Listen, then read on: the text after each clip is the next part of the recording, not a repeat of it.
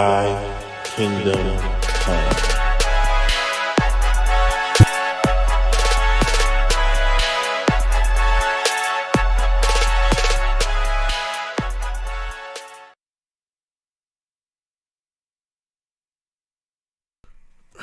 Shalom, shalom. Everybody coming into the room.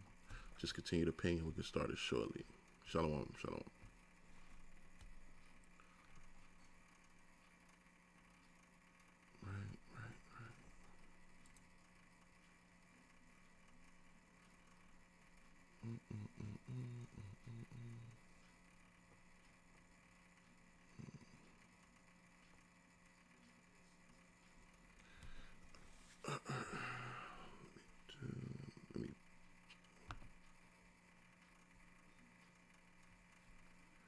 Let me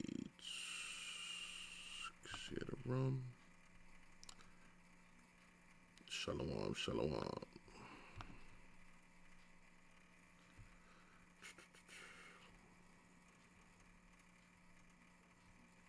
Make sure y'all sharing the room.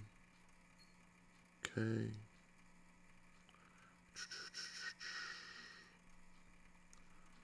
Share it on.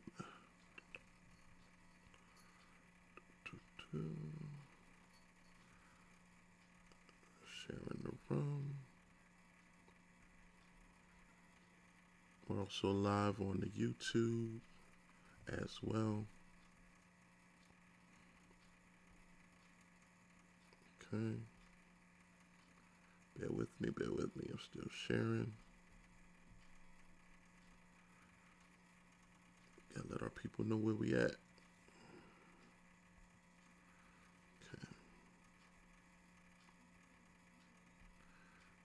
All right.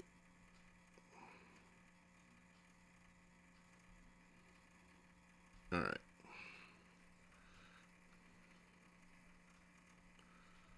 Okay.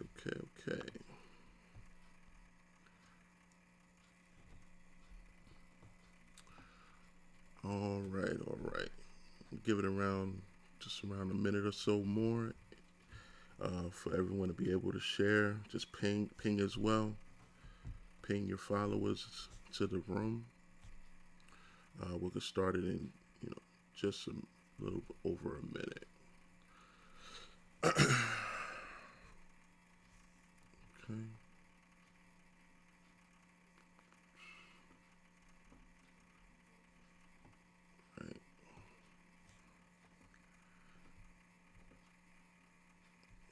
Right.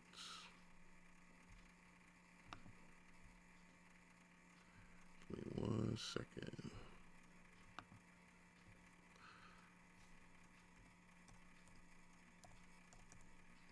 All right.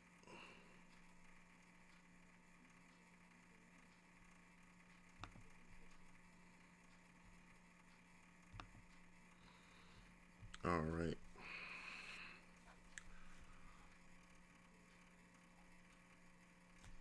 Make sure.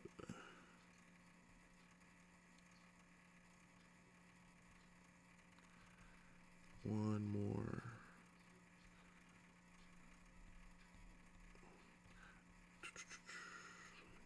Bear with me.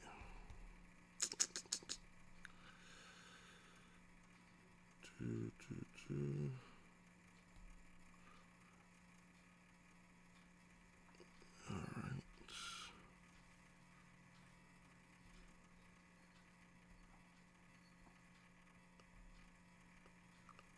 All right. We can definitely get started. Right.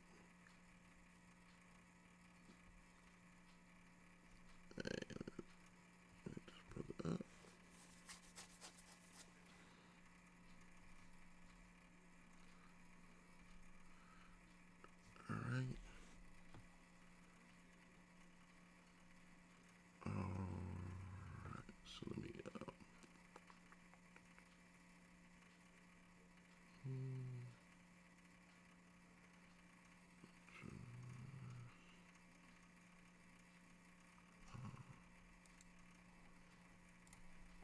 Right.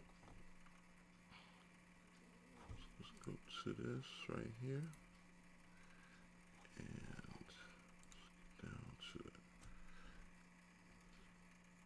Hey, Shalom, GK. Shalom King. I invited. Send him invites. Okay, we'll get started. Okay, Shalom, Shalom. Welcome to the room. First and foremost, want to give all honor and glory to Yahweh, Ba'Shem Mashiach Wamalak Yahweh Shai. Of course, we give him all honor and glory for allowing us another day to be able to inform our people. Kwame Yasha'Allah. Um, you know, it's a lot going on, and all praises to the Most High that in this time of such calamity and turmoil, that our people is still being woken up and able to see things for what they are, right? I know a lot of our people is gonna get caught up in just the time, because we're in a very wicked time, especially of the year, right? Couple of days out from the wicked holiday, one of the highest satanic holidays, which is Halloween. Um, Priest Yala did a great lesson on it yesterday. So, you know, these type of things is definitely. Give me 1 second.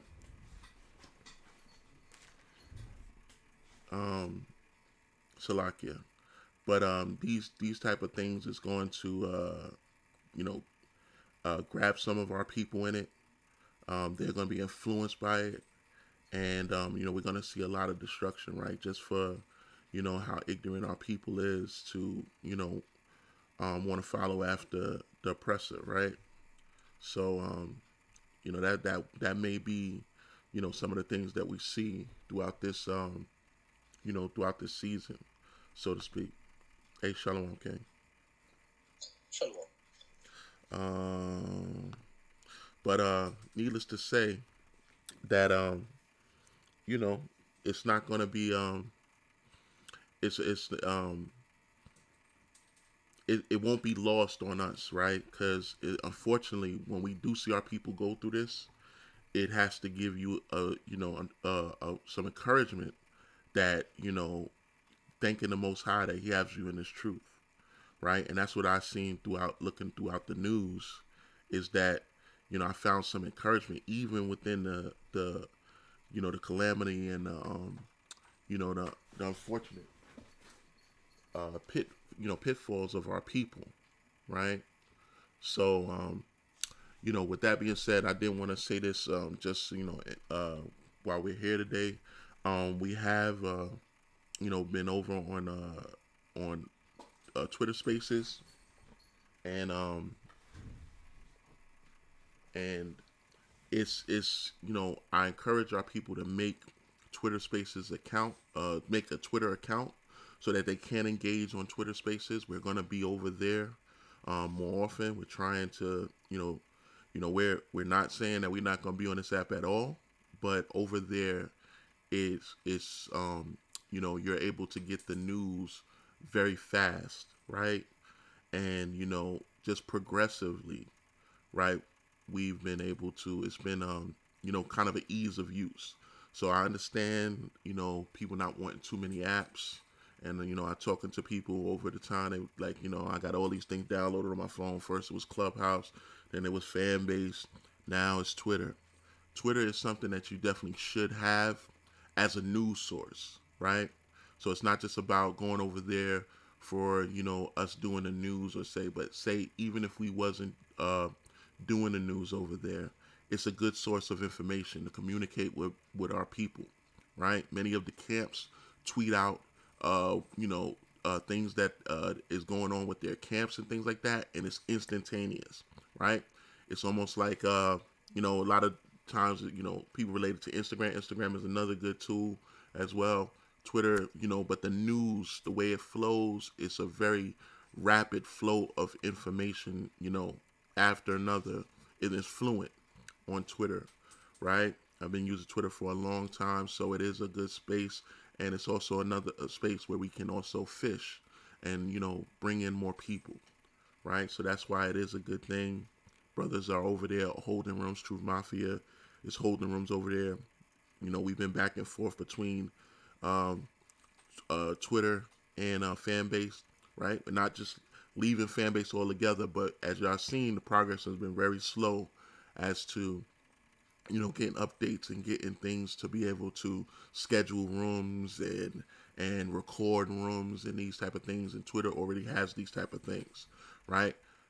On the Clubhouse front, just it's not going in any direction that is going to be profitable to us. Not saying that we're not going to be on there, but we'll let you know as to should it become we decide so. But for right now, it's like tomorrow, most high willing, we'll be on Twitter Spaces tomorrow morning, and for the foreseeable future, we'll keep everybody up to date. But if you don't have people hit me up and ask me how do I make a Twitter, I have no problem walking you through it. It's not that difficult. You just sign up and go to our page. I pinned it actually in our Thy Kingdom Come chat, and you could go there. And once you see our rooms become available, you can see it actually on the Thy Kingdom Come page. So, brother GK on stage, brother Mikael is on stage. Follow those brothers. Those brothers have Twitter handles as well, and they will be open perspective rooms, Truth Mafia, as well as Thy Kingdom Come rooms on Twitter Spaces. So that's the move right now. Always want to keep y'all brothers and sisters up to date on what we're doing, and we'll definitely put it in the chats, right? Something like Mid Morning Brew Blend, Truth Mafia Lessons, or Bible Trivia. These things will be, we'll let you know as to, the prospective platform that these are going to be, placed on ahead of time. So y'all brothers and sisters will know, right? So just want to get those things out of the way, right? And we also are live on YouTube right now, right? So we're streaming from Fanbase and YouTube. All right. So with all that being said, we can definitely get started. All right. So the first one, and brothers, if y'all have anything y'all want to bring out, y'all already know. So first thing I wanted to get to, let me pin it real fast. Salakia. And I got some audio to actually play for this. So bear with me. Okay. Right, because last night it was another, what they call a quote-unquote mass shooting. Right? And it's, our people engaging in the folly. Right? A lot of our people caught up in the folly. Give me 1 second. Salakia. So let me pin this. So yes, it was down in Tampa, Florida, right? They was having a Halloween party, right? Which was basically almost like a block party. And yeah, the Most High, sent the angel of destruction there, right? And a lot of our people is going to be caught up in this folly, right? Especially over these next couple of days. It's a wicked, satanic day, right? So I'm going to play some audio from this, but let me get to the article. It says, mass shooting in Tampa, Florida kills 18 others hurt when gunfire erupts during crowded Halloween street party. It says a fight between two groups turned deadly in Tampa when a shooting during the Halloween festivities resulted in 2 deaths and 18 people hospitalized early Sunday morning. Police said officers responded to a shooting in Tampa just before 3 a.m. on the 1600 block of East 7th Avenue in the Ybor City area. Tampa Police Chief Lee Burkall said during a press conference at the scene. The fight occurred in an area with several bars and clubs, and there were large numbers of late-night revelers in the area at the time. Burkhall said police were not immediately sure if the people involved in the fight were inside any of the bars during the shooting. Video posted online shows people in a Halloween costume drinking and talking on the street when shots rang out, creating a stampede. Some people toppled over metal tables and uh, and took cover behind them. Video of the aftermath showed police officers treating several people laying wounded on the ground. A volley of about a dozen shots rang out, following a few seconds later by a volley of about 8 shots. It was a disturbance or a fight between two groups, and in this fight between two groups, we had hundreds of innocent people involved that were in the way, Burkhall said. He did not provide details of injuries suffered by victims taken to area hospitals.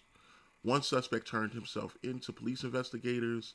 There were at least 2 shooters involved. Right? So I'm gonna play the audio of this. Bear with me. Okay.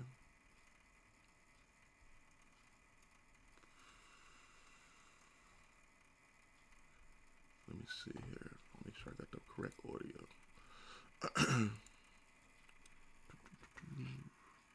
Yeah. Okay.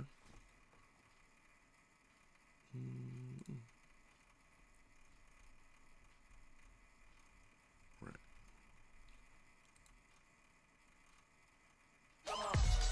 Salakia. Got a little ad here. 1 second. Just make sure you nail the big stuff. Make sure your kids are in the right seat for their age and size. Right. Get it right at nhtsa.gov/the-right-seat. Everybody's ready?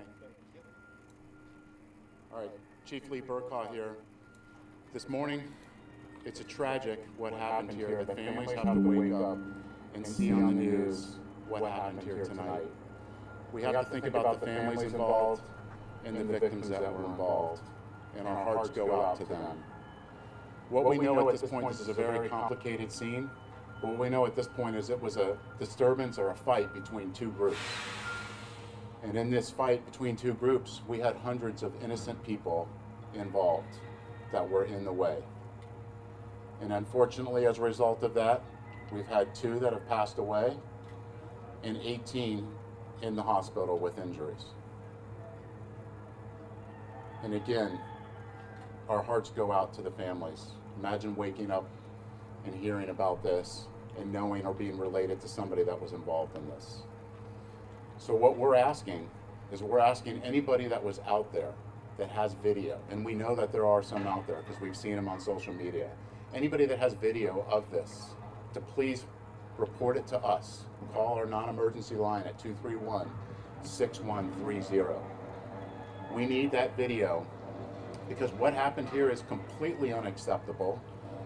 And like every other case with our detectives and our officers and our partners that work together, we're going to hold those accountable and we're going to bring them to justice. But we need the cooperation of the community for that.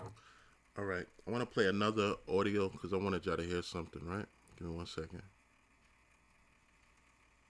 Thank you, Eric. Well, we are following breaking news this morning. Tampa police investigating a shooting in the busy Ybor City area that left 2 people dead and more than a dozen people injured. That is where we find News Channel 8's Nicole Rogers with the very latest. Nicole, what can you tell us? Melissa, good morning. We got that update from the police chief, and he says 2 are now dead and 18 now hospitalized with injuries after what happened right here early this morning in Ybor City. He says it all started with a fight between 2 groups, and hundreds of innocent people were involved and in the way. Now, so far, he says 1 man has turned himself in, but he believes there were at least 2 shooters, and it all happened just before 3 a.m. Now, he says it didn't happen inside any of the bars or clubs from what he knows at this time. He believes it happened out here on the street and is now asking anyone who has any video to please report it to the police. As families wake up this morning now knowing their loved one is now gone. We did an exclusive interview with Emmett Wilson, who says his 14-year-old Elijah Wilson was killed here this morning. Please Stop the gun violence. It's the second child I done lost, man, to gun violence. That's all I gotta say. And it's, I can't, I done lost, I'm losing my mind right now. I don't know what to do. Now, of course, this is a developing story, and we'll continue to bring you those latest updates here on Right. air and online at. So that's the audio I wanted to bring you, right? Now, what the hell is a 14-year-old doing out there at 3 a.m., let alone a damn Halloween street party, right? This is some of the things, and he said that that's the second child he lost, right? So, he's the part of the problem, right? If not the whole problem, that his 14-year-old, the Most High is putting judgment on it. Definitely, a lot of our people that's engaging in these things, but that man in particular, speaks of the judgment on our people, right? That would be the second child that he lost, and a 14-year-old is one of the people killed, at this this wicked ass event, right? And it's the crazy thing about this, right, is with everything, and we see this all on social media, right? You can see our people engaging in all type of folly, but with everything that's going on in the world, right, our people is so caught up in the pride of Edom is that they feel that you know death and war is perpetrated around the world by this place that we live, but we can engage in folly peacefully. That's a it's crazy to even imagine. It's asinine to think, but our people are naive enough to believe that they can go out and celebrate and engage in all type of wicked ass folly with everything that's going on around the world, right? So just want to bring that out. And it's a lot more that's going to happen, right? We didn't even get to Halloween yet, right? We didn't even get to that wicked ass day yet. This is only, we're on the 29th. We have, a couple of days before we even get there. But y'all brothers got it. If y'all got anything you want to add, feel free.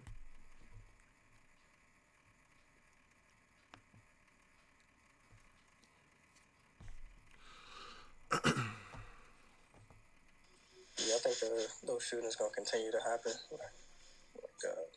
What the one before this was 4 days ago? Yeah, and especially around these wicked holidays.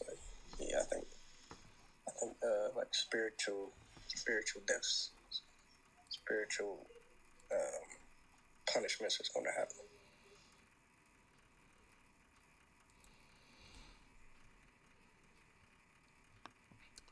Yeah, Khan, definitely. The other one was a couple of days ago, that mass shooting.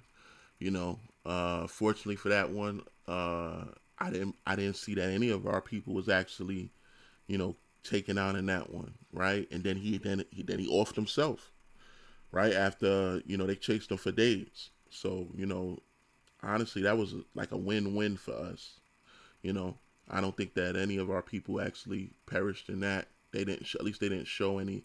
They kept talking about these good people that was killed. Listen, that was a gun toting, Edomite community, right? Gun friendly community, and that was one of their that was one of their war heroes that they trained, and he went to one of their mental facilities, and they let him out, and he was able to get guns and take them out.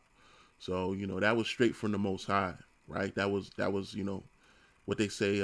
Stevie Wonder say, signed, sealed, and delivered from the Most High. Okay, but in that, right, something came out over the weekend. I don't know if I know I think Mike had shared it. I don't know if he wanted to bring that out about the guns. Yeah, I can bring that out. I have that article. I've been looking into it. I think that more so has to do with international, kind of like you had said when you replied to it. But I think it does have an aspect when it deals with civilians. So I'll bring that out just real quick. Okay, let me pass. All right, let me pin this real quick. All right, so it says the United States to halt civilian gun exports and ammunition exports for 90 days. So, like King Ben said, they're trying to put a hamper on who can get guns, but this is more so overseas. U.S. Gun licenses that go, overseas, specifically to like Brazil and a lot of South American countries. Of course, Israel and, Ukraine are not going to be part of the export ban, but let's get into it. It says U.S. has suspended issuing export licenses for most civilian firearms and ammunition for 90 days for all non-government parties, citing national security and foreign policy concerns. So what jumps out to me and what I would assume that this is to kind of put a stop to is pretty much like third-party gun sales. Let's say that the U.S. sells some guns to, Brazil, and, they're part of BRICS. They could potentially be, selling as like a third party these guns to, an enemy of the United States that's active, whether that be Russia or whether that be, at the moment Hamas. So, but it says the U.S. Commerce Department on Friday said it would stop issuing new export licenses for the commercial sale of firearms and pause the acceptance of requests for export assistance for most non-government users. The pause applies to most civilian firearms, including semi-automatic and non-automatic firearms, shotguns, and ammunition. Joanna Reeves, a lawyer who specializes in export controls and firearms, told Reuters the halt covers most of the guns and ammunition available in a typical U.S. gun store. It says close allies, including Canada and the UK, won't be subject to the halt. Additionally, users in Ukraine and Israel will also be exempt from the pause amid the ongoing conflicts in their respective regions. However, exports to some of the biggest markets for American gun makers, like Brazil and Guatemala, will be temporarily suspended. So like I said, South American countries, but, these are some of the biggest, markets for U.S. guns, overseas.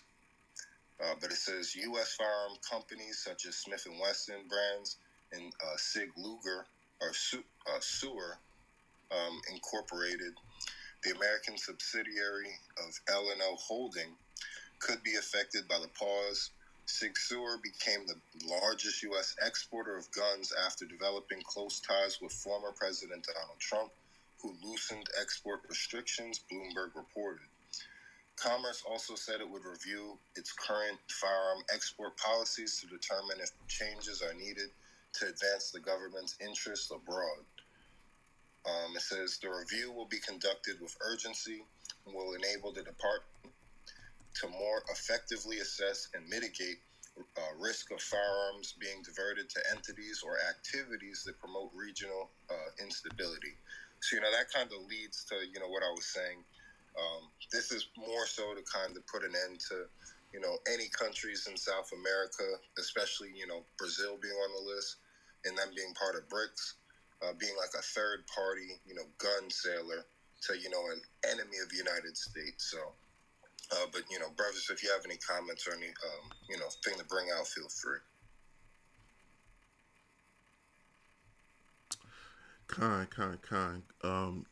Good article.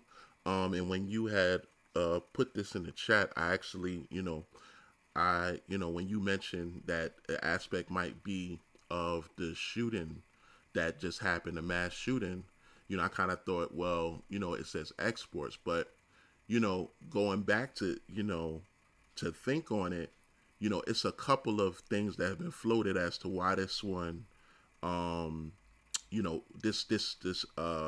this might have taken place, right? And yours is definitely an aspect that, all these things could be true. So some of these guys, these Edomites, right, that I actually watch on YouTube, right, they're FFL, they have FFL license, right? And this is basically affects a lot of these, gun shows and these, there ain't too many of us that have FFL license and be in the capacity to export guns. If so, we be, they'll be highly scrutinized. It'd be very difficult for us. But these Edomites do it a lot, right? So I wanted to just, if I could, bring out just this audio clip, or it's actually a YouTube of this guy right? I'm actually play it. His name is Mr. Guns and Gear, right? And he brings out a lot of information as it regarding to just firearms and how the United States is dealing with it. Of course, they feel that they're this Second Amendment, fanatics, and so this is some of the theories that he floated as to why this happened, right?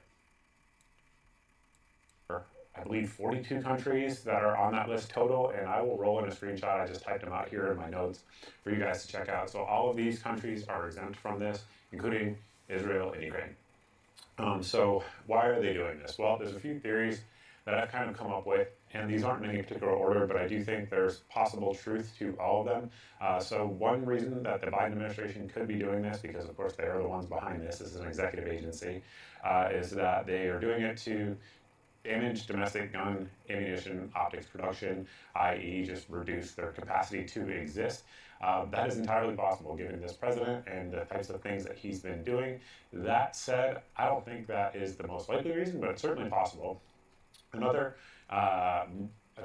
plausible one is to prevent guns, optics, etc., getting into the hands of people that we don't want them to get into. So one of the big things that has come out of recent events is that depending on which analyst you look at or which study you look at, anywhere between 50 to 80% of the small arms that have been sent to Ukraine have gone somewhere else, have been smuggled somewhere else for profit, for the oligarchs, the government people, etc., to benefit from in Ukraine. Now, those weapons have shown up in lots of places around the world that the United States government just doesn't like the optics of. There's no doubt about that. That absolutely rather has happened. Whether or not that is what this is for, maybe. If you look at the countries that are, exempted from this, they're all pretty, friendly countries, with the exception of Russia, South Africa, in terms of how we perceive them, and maybe Turkey. So I don't know why those would be exempted, but they are. But that certainly is something that could be a reason they're doing this.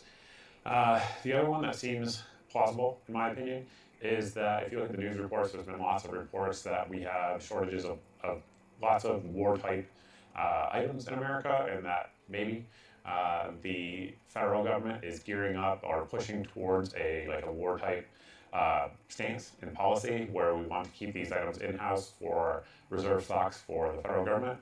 Maybe.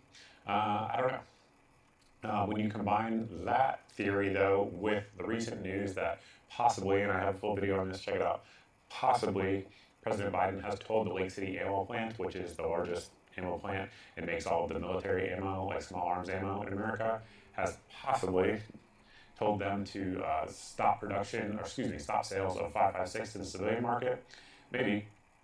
Additionally, if you combine that with the fact that the sale of pretty much all of the big ammunition companies in America, Federal, Remington, etc., were recently sold. The sale was finalized recently, I should say, to a foreign company in the Czech Republic. And then if you look around, so I'm an FFL, many of you guys know that, so I can see distribution stocks, like distributor stocks. And so right now, when 5.56 is coming in stock at distributors' websites, it is lasting for maybe 10 minutes, literally, because retailers are buying it regardless of the price. And as you guys have seen right now, 5.56 is selling regularly for 55 cents around and up. And additionally, if you look for components on distributor websites, like RSR is the one that I always use as the biggest example, it's gone. So there's no brass casings or... Right. So, he floated a lot of theories out there, all of which is, possibility. The last one that he was going to say, I didn't really have him to go into it, but he also floated what Mike said as to, this recent shooting, he wanted to look like he'd done something, right? Because usually every time it's been a mass shooting, they have put some type of, they did something extreme, but it really didn't affect gun sales in any way. It was just something to show on the books that they have done something. So all these things can be true, right? That as to, Edom is not, they're multifaceted in the things that they do and the decision that they make.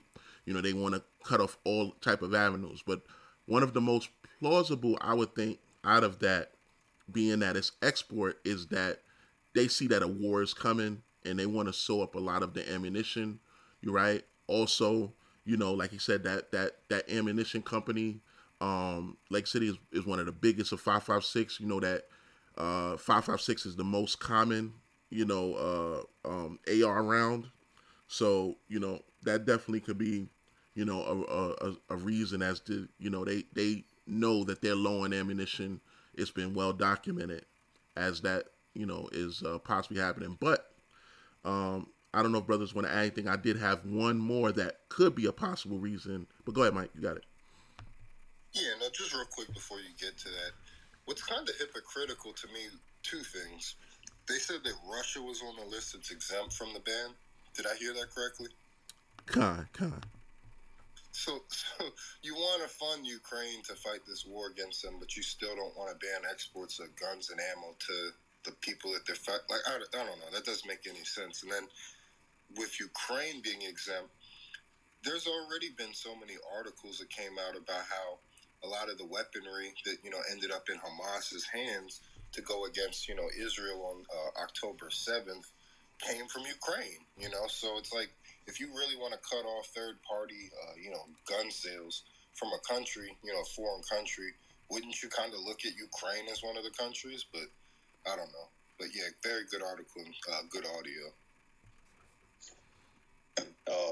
I just wanted to say, it looks like, I could be wrong, but the brown countries are the ones that are banned, and the pale countries ain't. Yeah, if you look at that list, it's a lot of brown countries that's banned from that list. Actually, the video, and I put that audio in the chat. If you want to go look at let me see if I could go back to it. I have a question. Was like a country like Burkina Faso or Mali, were any of those type of countries in Africa that we know is going against France and trying to get them out the country, were any of them on the list? Let me see. Cause he had posted the list, and I could run through it real quick of the countries, because I don't even know if I've seen that on there. Okay, so this is the list here. It says you got let me see.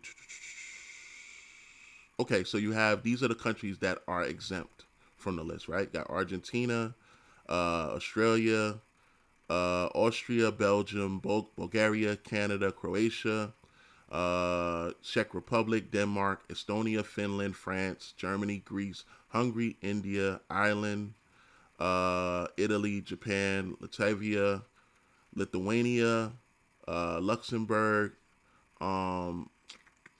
Malta, Mexico, Netherlands, New Zealand, Norway, Poland, Portugal, Romania, Russia, Slovakia, Slovenia, South Africa, South Korea, Spain, Sweden, Switzerland, Turkey, Ukraine, the United Kingdom, of course, and the United States. So that's who exempt from the list. So it's a good amount. You got some brown one mixed in there, but you definitely know most of those are of the European Union that is not exempt. Yeah, I counted like. Go ahead, King. I counted like three. I counted like three. Mexico, South Africa, and there was another one. Brown countries. Yeah, like out of how many was that? Maybe like 20? Argentina's like a toss up. Yeah, it's a top. Yeah, exactly. Yeah. So, yeah. But if Burkina Faso and Mali and them weren't on the exempt list, that means that the ban is going to apply to them. And those are countries that the United States, military had been training their militaries up, armed them, gave them ammo, things of that nature. So, yeah, it definitely applies to them. That's something I kind of wanted to see, but,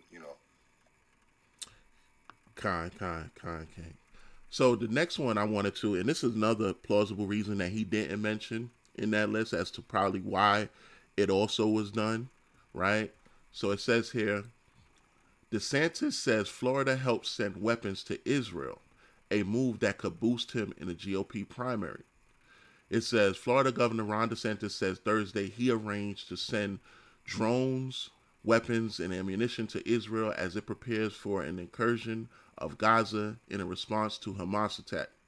In the latest official response, DeSantis has taken to back Israel as he competes in the 2024 Republican presidential primary.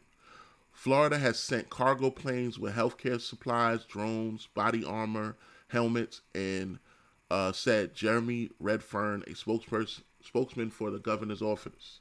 It says the state also worked with groups to supply unspecific amounts of weapons and ammunition were privately funded. The governor's office said it acted at the request of Israel's consul general in Miami, Mayor Elbaz Starinsky, I believe. The consul general initially said Thursday he did not request drones, body armor, or helmets, nor had he talked to governor about helping get weapons or ammunition through private parties. It says he later said Thursday that others in the Israeli government had communicated with DeSantis' office to determine what would be sent to Israel. DeSantis has often applied his official powers to take action that coincide with his larger political goals. Florida used state funds to fly migrants to Texas, to Democratic-led state areas such as Martha's Vineyard, and earlier this week, his administration ordered state universities to disable chapters of pro-Palestinian student group. Since Hamas' October 7th attack, Florida has also run flights for about 700 Americans evacuated from Israel. The confirmation of military aid comes as DeSantis and other GOP presidential contenders are expected to attend the Republican Jewish Coalition annual gathering of donors, which kicks off Friday in Las Vegas. DeSantis is scheduled to speak Saturday morning in a Nevada Republican group at a casino resort in Las Vegas Strip. DeSantis and other candidates have largely lined up behind Israel and accused President Joe Biden of not doing enough to support the Israelis. DeSantis has swiped at former President Donald Trump, the heavy frontrunner of the 2024 primary, former South Carolina governor and United Nations Ambassador Nikki Haley, over Israel as well. It is unclear whether DeSantis coordinated shipments of any weapons in the Biden with the Biden administration. The Commerce Department regulates the shipment abroad of many types of U.S. weapons and technology. It says, this is the last part here, Salakia. It says, it is not illegal for a governor of a state to offer a measure of foreign assistance to another country, said John Kirby, a spokesperson for the White House National Security Council. There are laws and regulations which govern how the export process is handled, and that all done through commerce. I couldn't speak to the authority today about whether the governor has checked all those boxes or not. The export of military equipment would typically require a license or some other authorization from either the Commerce or State Department, depending on the precise item, said Thomas Kruger, a foreign policy advisor at the Akin Gump law firm, who specialized in international trade and previously served as a director of strategic trade and non-proliferation at the National Security Council. It really all depends on the specification of items themselves to determine what kind of export authorization would be required, Kruger said. The Commerce Department spokesman said the department was working to appropriately expedite applications for assistance to Israel, and was in close contact with the Israeli government, but said he could not provide details on a particular transaction.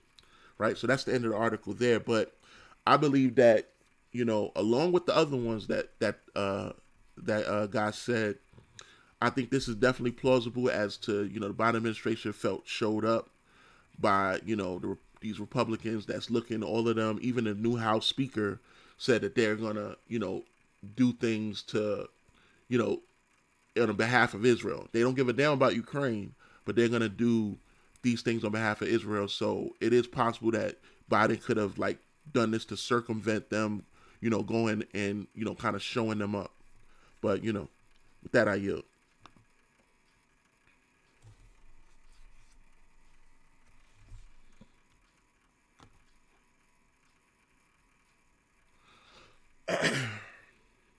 Salakia.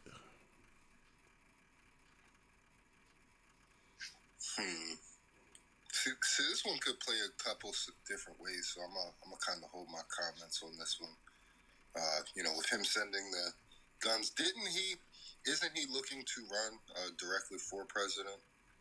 Against Trump in the Republican side.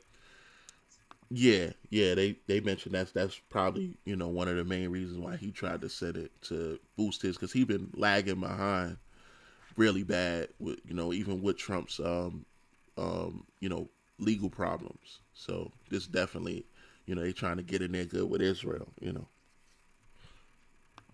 Yeah, but Trump was pretty good with his as well. Like, I don't think there's anything.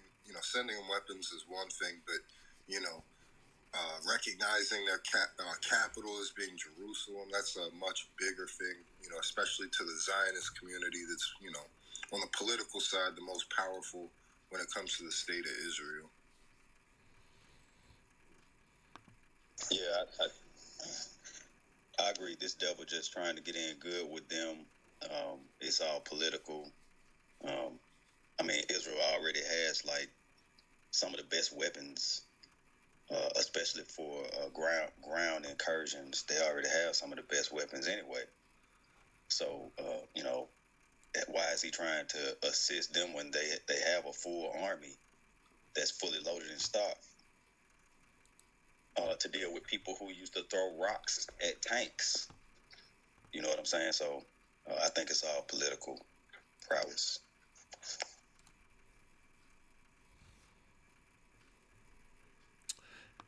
Yeah, I mean, listen, I don't necessarily believe it's going to work because um, those small hats, they're not loyal to anybody, right? One minute you up, the next minute you down. Like the United States is, Biden is chummy chummy or saying there's no daylight between them now. But a couple months back, he was criticizing the Netanyahu administration for calling them dictators and tyrants on their people when they was having those riots in Israel. So you know it's all about politics, and you could be here today and gone tomorrow. So I don't think it's going to work for DeSantis, but he's trying anything he can, and Trump is the front runner, hands down. So even though he say that he would never join up with Trump, stranger things have happened. So I do believe he's trying to do this. But even though Trump was just speaking, I want to say over this weekend to Israeli group about just what he has done and what he will do. So everybody's trying, even that devil Tim Scott, that damn coon, saying what he want to do to Israel, what he want to do for them, and how he want to bow to them. So they all trying what they can. But if brothers got any domestic they want to bring out, feel free. I think I put a couple in the chat for domestic in the Thy Kingdom Com chat. Oh, was it dealing with shooting? I had one. I just wanted to kind of quick, if I may. No, I don't think it was dealing with shooting. No. Okay, just since we're guns, if you don't mind, it'll be quick. It's just one article. KB, did you cover what happened with the whole mass shooter? Them finding him dead and his note to his loved ones and all of that. Oh no, I think when we was on Friday, you covered that they just found him after the what's name, but I don't think we covered that aspect.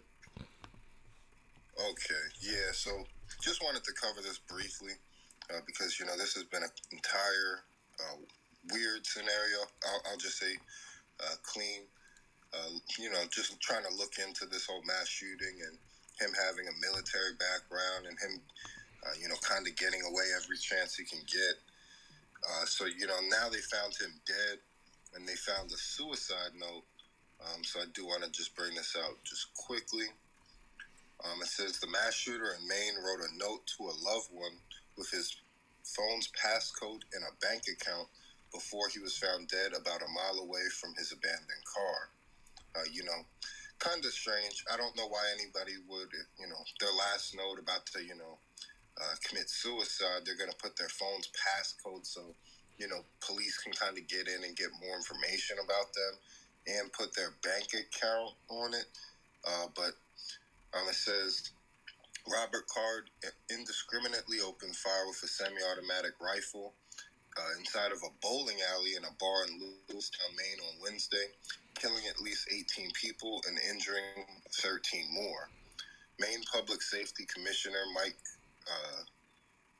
Sauschuk said that the paper note he left behind wasn't an explicit suicide note, but the tone and tenor was that the individual was not going to be around. It says 2 nights after the shooting, around 7:45 p.m., law enforcement found Card dead from a self-inflicted gunshot wound inside of one of about 55 to 60 metal trailers in a recycling center's overflow parking lot. So, they found him dead of, a self-inflicted gunshot wound. All of this is kind of strange to me, especially for the fact that they were not able to find this man. We had been covering it for a couple of days and they hadn't been able to find him. And then just randomly, over the weekend, they found him dead, of a self-inflicted gunshot wound. It says his body and 2 guns were found inside one of the unlocked trailers, which are essentially long rectangular metal boxes packed with waste and other garbage in the recycling center's overflow lot, Sauschuk said on Saturday. An ATF agent said Card legally purchased all the recovered guns somewhat recently. The lot where Card was found is separated from the main facility by the street and is northwest and out of the way from the main building. It says, this is a quote, "We're not just talking about a small area, I'm talking large industrial park," said Libsyn Police Chief Ryan McKee, who was one of the first officers on the scene when they found Card's body. So this was a large, spacious site, with lots of areas for this man to be able to hide. But it says that, but the diligent owner of the facility sent another tip of law enforcement about these trailers in a lot across from Capitol Avenue, which is considered the recycling center's property, and prompted a law enforcement third visit in the first to his lot, Sauschuk said. So, police had actually been out to this specific lot, 3 times, in pursuit and looking for this man, and, finally found him of a self-inflicted, gunshot wound. If anybody's, seen the movie Manchurian Candidate, or, ever looked into, like, things like that, I don't know, this there's something rotten in this situation. I'll just leave it at that. I don't want to get too conspiratorial, but there's definitely something rotten, them just finding him dead. It's very convenient as a story. Let me see if there's anything else I want. It said, all right, let me read this last paragraph. It says, exactly when Card died is still under investigation, and that could take time, Sauschuk said. It says the owner's tip was one of more than 820 tips and leads law enforcement received since Wednesday's shooting. Police chased down every potential lead and treated the tip as if Card would be there and responded in force, including armored trucks, heavy armed law enforcement officers, and more. It says I'll end the article there just for, sake of time, but as I said, this situation I've been following since it took place on Wednesday. A lot of the stuff that's been reported about it is not adding up, and it's very convenient just for them to find him, of a self-inflicted gunshot wound in a large recycling facility, that they had visited based on tips multiple times, but, just now find him there, dead, later. But Brothers, if you have any comments on this one, if not, GK, you got it. Hey, Mike, have they released the, how usually they'll release like the pictures of the victims, like the names and pictures of the victims and stuff like that? I have not seen it at all. Hey, Salaki and Mike, if you scroll down that article, you'll see it on there. I was just looking at it. Oh, they have? Yeah, okay, it's like it's like all the way to the bottom. Yeah, it might be real close to the. Oh, I see. Remembering the victims. Yep. Oh, okay. Yeah, I just all Edomites. Haven't seen it yet, so I didn't know if they had had done that yet. Because usually they do. I was just wondering if were these like mostly Edomites? Was he like gunning for our people or what? I mean, I'm looking at the list. It looks like they're all Edomites, like all 17 of them. Oh, okay, con. Yeah, they was all those those gun friend, gun loving. I seen the mayor from what is it? Was it Luzman or the place? He was like, this can't happen here. These are people that believe that the tranquil places of Maine will never be touched. They could have their guns and they lived, and the Most High is he's coming after these places. This is what they sent out into the world. So, all praises to the Most High, man. None of our people was caught up in this, man. I don't know if you definitely all praises. I'm looking at the picture now that you pointed it out. It looks like if they not to make a mockery of this situation, but it looks like if you took like the pictures and you put like a "Make America Great Again," this would look like who they suspected on January 6th of storming the Capitol.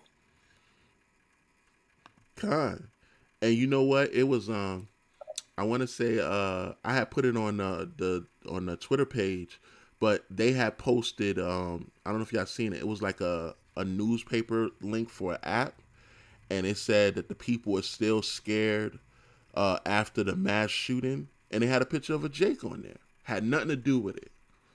See that? I saw that on Twitter. Yeah, that's crazy.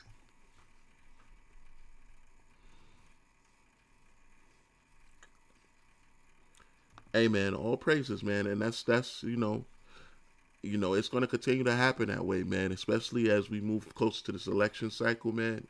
I do agree with the brother Mike that said, it's something that it doesn't add up about this, right?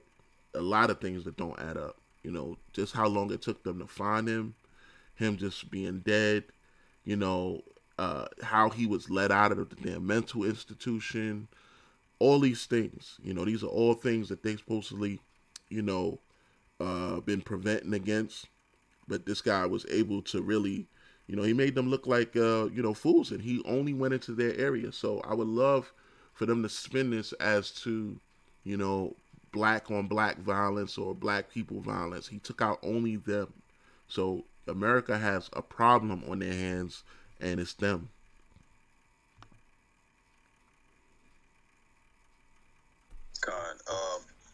I got like 3 domestic, but I chose some that that was a little different today. So this one is about, of course, the dollar. Let's see. It says U.S. Central Bank eyeing digital dollar to counter BRICS pay.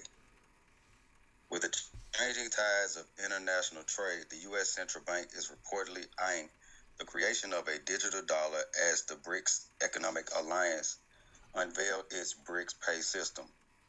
Indeed, Federal Reserve official Michael Barr discussed the status of a central bank digital currency and the Fed's potential recommendation to the U.S. Central Bank.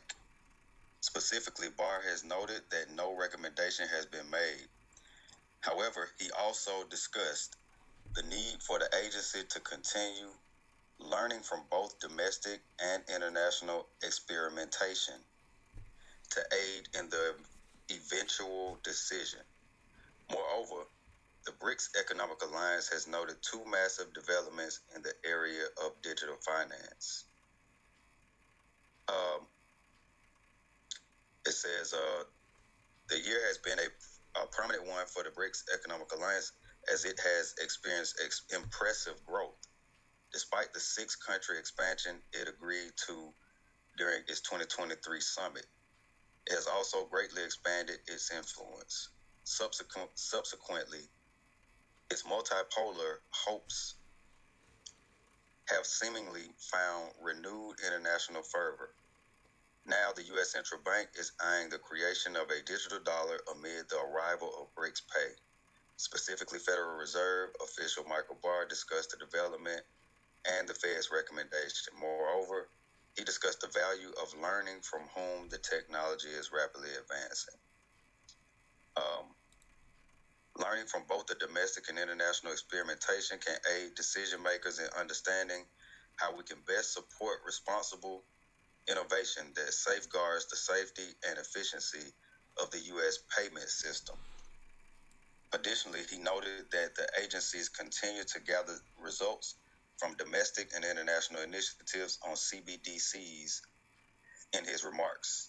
The arrival of BRICS Pay coincides with the recent landmark oil deal that was settled in digital yuan. Indeed, it has brought forth a clear avenue in which the economic alliance can potentially outmaneuver the United States. Therefore, it is reinforcing its multipolar efforts and lessening international reliance on the U.S. dollar, especially amid the growing utilization of blockchain technology in global economics. And that's the end of the article. I really think that they are desperate at the moment because they know that BRICS is about to put the U.S. dollar in the toilet. And a lot of people usually go to the victor or go to the winning side. So most small countries that have been using the U.S. dollar have only been doing so because the U.S. has had a monopoly on trade, and the U.S. dollar was above or atop everything else. So, and was crushing most economies, literally. Like, for instance, the Iraqi dinar, when the U.S. went in for Saddam Hussein in the 90s, in 1990, 91, the Iraqi dinar went down a lot. And it was supposed to be the opposite of that. But since they went in and decimated that country, turned it into a third world war-torn country, and stole gold and oil, then their currency went down. So now the same thing is going to happen because you have too many engaged countries that are going to attach themselves to the BRICS. And using a digital dollar, I don't think that's going to deter the BRICS from doing anything but creating something similar, and people will still be going towards BRICS because they tired of the United States. Y'all got something? Go ahead. Yeah, very good article. They're trying to go to the digital aspect when it comes to the economy, so things are more traceable. If you have fiat currency, they can't trace, what you do with your physical dollars on a day-to-day basis. But this way, if it's digital, almost like, a blockchain, they're able to trace every single transaction made by everybody. They always try to use the guise of, it's going to be to, stop, people from using cryptocurrency to fund, militias or like ISIS or like militant groups that are against the U.S. That they call terrorists. But, it's going to be more so for, people to, I'm just to be able to cut people off from their money. But very good article. You got it. I was going to say I did have one more. on just the U.S. debt. But you got it. I just want to say, Okay.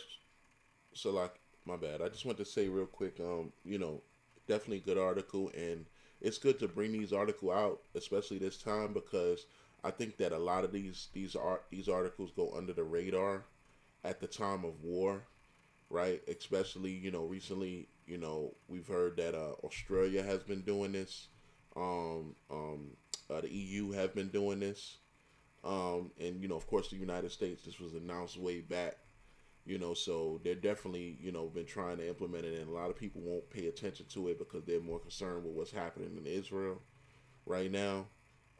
So definitely good to bring these articles out to kind of keep this on fresh on people's mind as to say this could be something that definitely happen is in the near future or you know short time away as they're looking to do it, and kind of drop it on people. And people, especially with our people, we don't know until we don't know it happened until it's already done. A lot of times, 'cause we don't pay attention to a lot of these things, you know. But yeah, definitely good article, King. I get.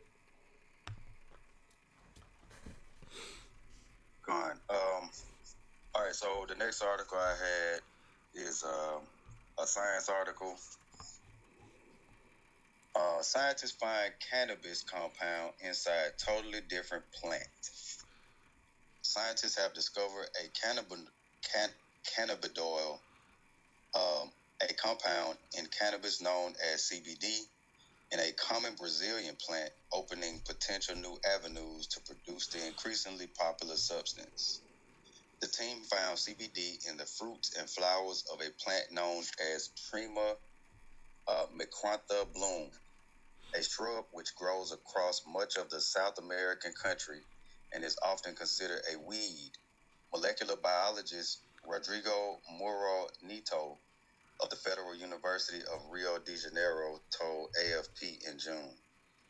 CBD, increasingly used by some to treat conditions including epilepsy, chronic pain, and anxiety, is one of the main active compounds in cannabis, along with the tetrahydrocannabinol, or THC, the substance that makes users feel high. The compound's effectiveness as a medical treatment is still under research. Nito said chemical analysis had found Trema contains CBD but not THC, raising the possibility of an abundant new source of the former, one that would not face the legal and regulatory hurdles of cannabis, which continues to be outlawed in many places, including Brazil.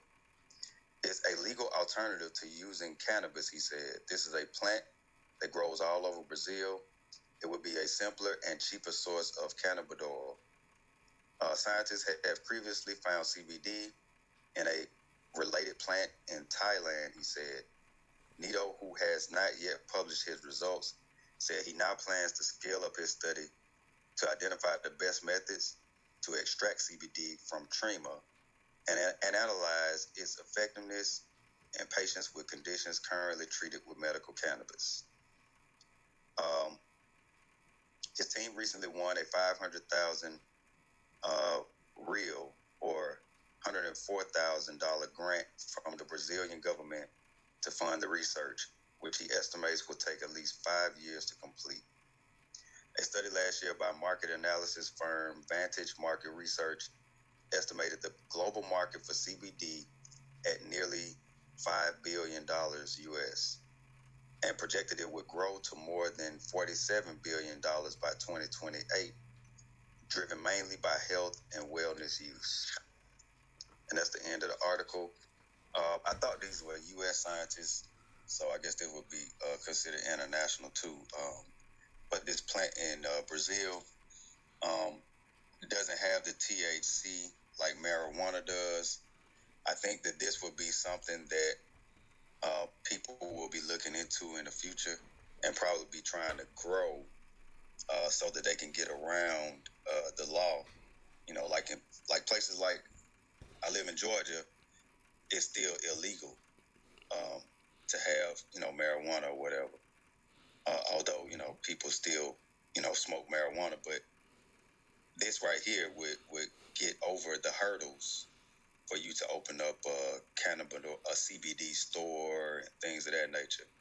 Because if you go into a CBD store, if you ever I asked the owners of a store once, and he said that the GBI, which is the Georgia Bureau of Investigation, had to come into his store for 6 months straight every week to make sure that he didn't have anything with THC in it, because they were going to, shut him down or whatever. So I think this was something that, maybe some people that have the chronic pain or need or use CBD will probably want to look into.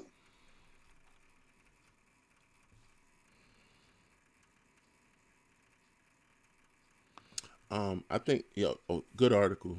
And I definitely believe that. I know you said it possibly is an international article, but the U.S. is definitely eyeing this. You know how they are. So, I do expect them to, exploit this as much as possible. And the thing about Edom, right, is that when they see something, they're heavy-handed with it. So I could imagine that they're going to wipe this out and take it for themselves, right? Wherever it's found, it's gonna be, this, that's something that they've done with the rainforest and everything that has been found there. They, they take it for themselves in the place where you know, it's at. They either gonna control it or destroy it, right? So I do see that this is something that they'll be using. I do have a question, and any brother can answer it, right? Because I know that marijuana is illegal, right? But I think is it hemp that have some of the same properties? It's not. Y'all familiar with that? Yeah. Hemp is a marijuana derivative, but the thing that's illegal is the THC. Right. Right, the chemical that's in the plant, whatever plant it is, if it has THC in it, it's illegal. Mike, don't you grow? Con. Yeah, Okay, yeah, shalom Mike. to the room, shalom to the stage. Shalom, brother. Hey, shalom. Yeah, the hemp is what we grow if we strictly want the CBD, but you can grow hemp in a way that it runs too hot, because there is always a trace of THC. It's a certain level that they're looking for to stay under, because what a lot of people don't understand is with CBD you actually need, like, the trace of THC is called the entourage effect. THC goes places in the body that CBD doesn't, and it takes the CBD with it. So when they're testing for THC, it's not for no THC. It's so that it doesn't hit certain levels. That we call it running hot. So hemp is what you would be growing to get the CBD. So this new plant that they have, that they found, if it grows CBD strictly and it doesn't have any THC, I don't see how that could be like 100% beneficial without them tweaking it some type of way. Because CBD alone is it helps, but it needs the entourage effect to actually get it where it can't go normally in the body. So yeah, it would be hemp though that you was talking about. The Water King. Yeah. So I'm sure that them the America finding it, they're gonna exploit it either way.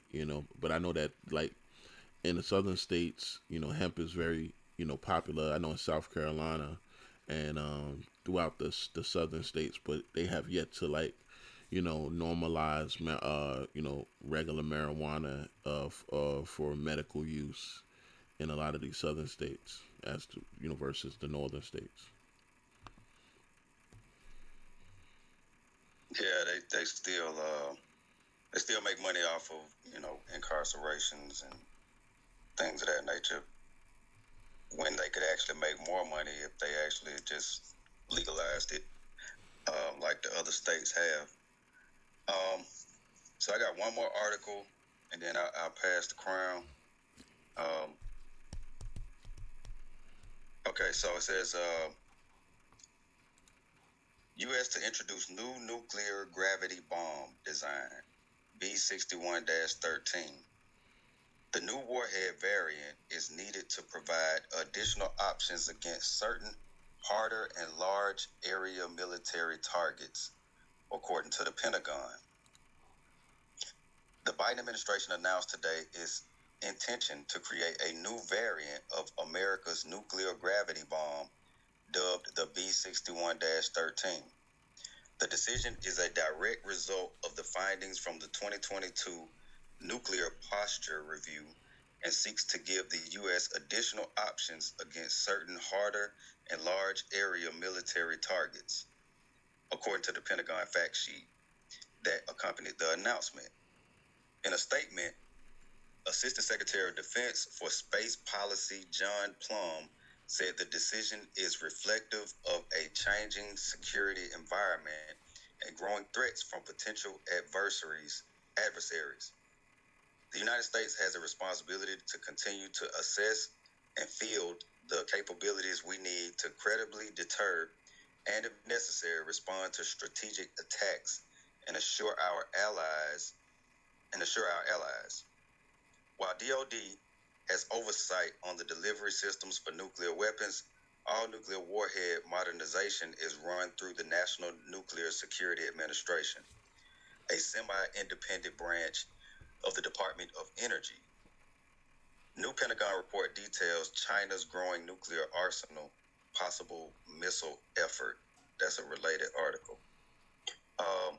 So I think that's why they're creating this, but the new design will build on the ongoing B-61-12 Life Extension Program, which has its origins in the Obama administration.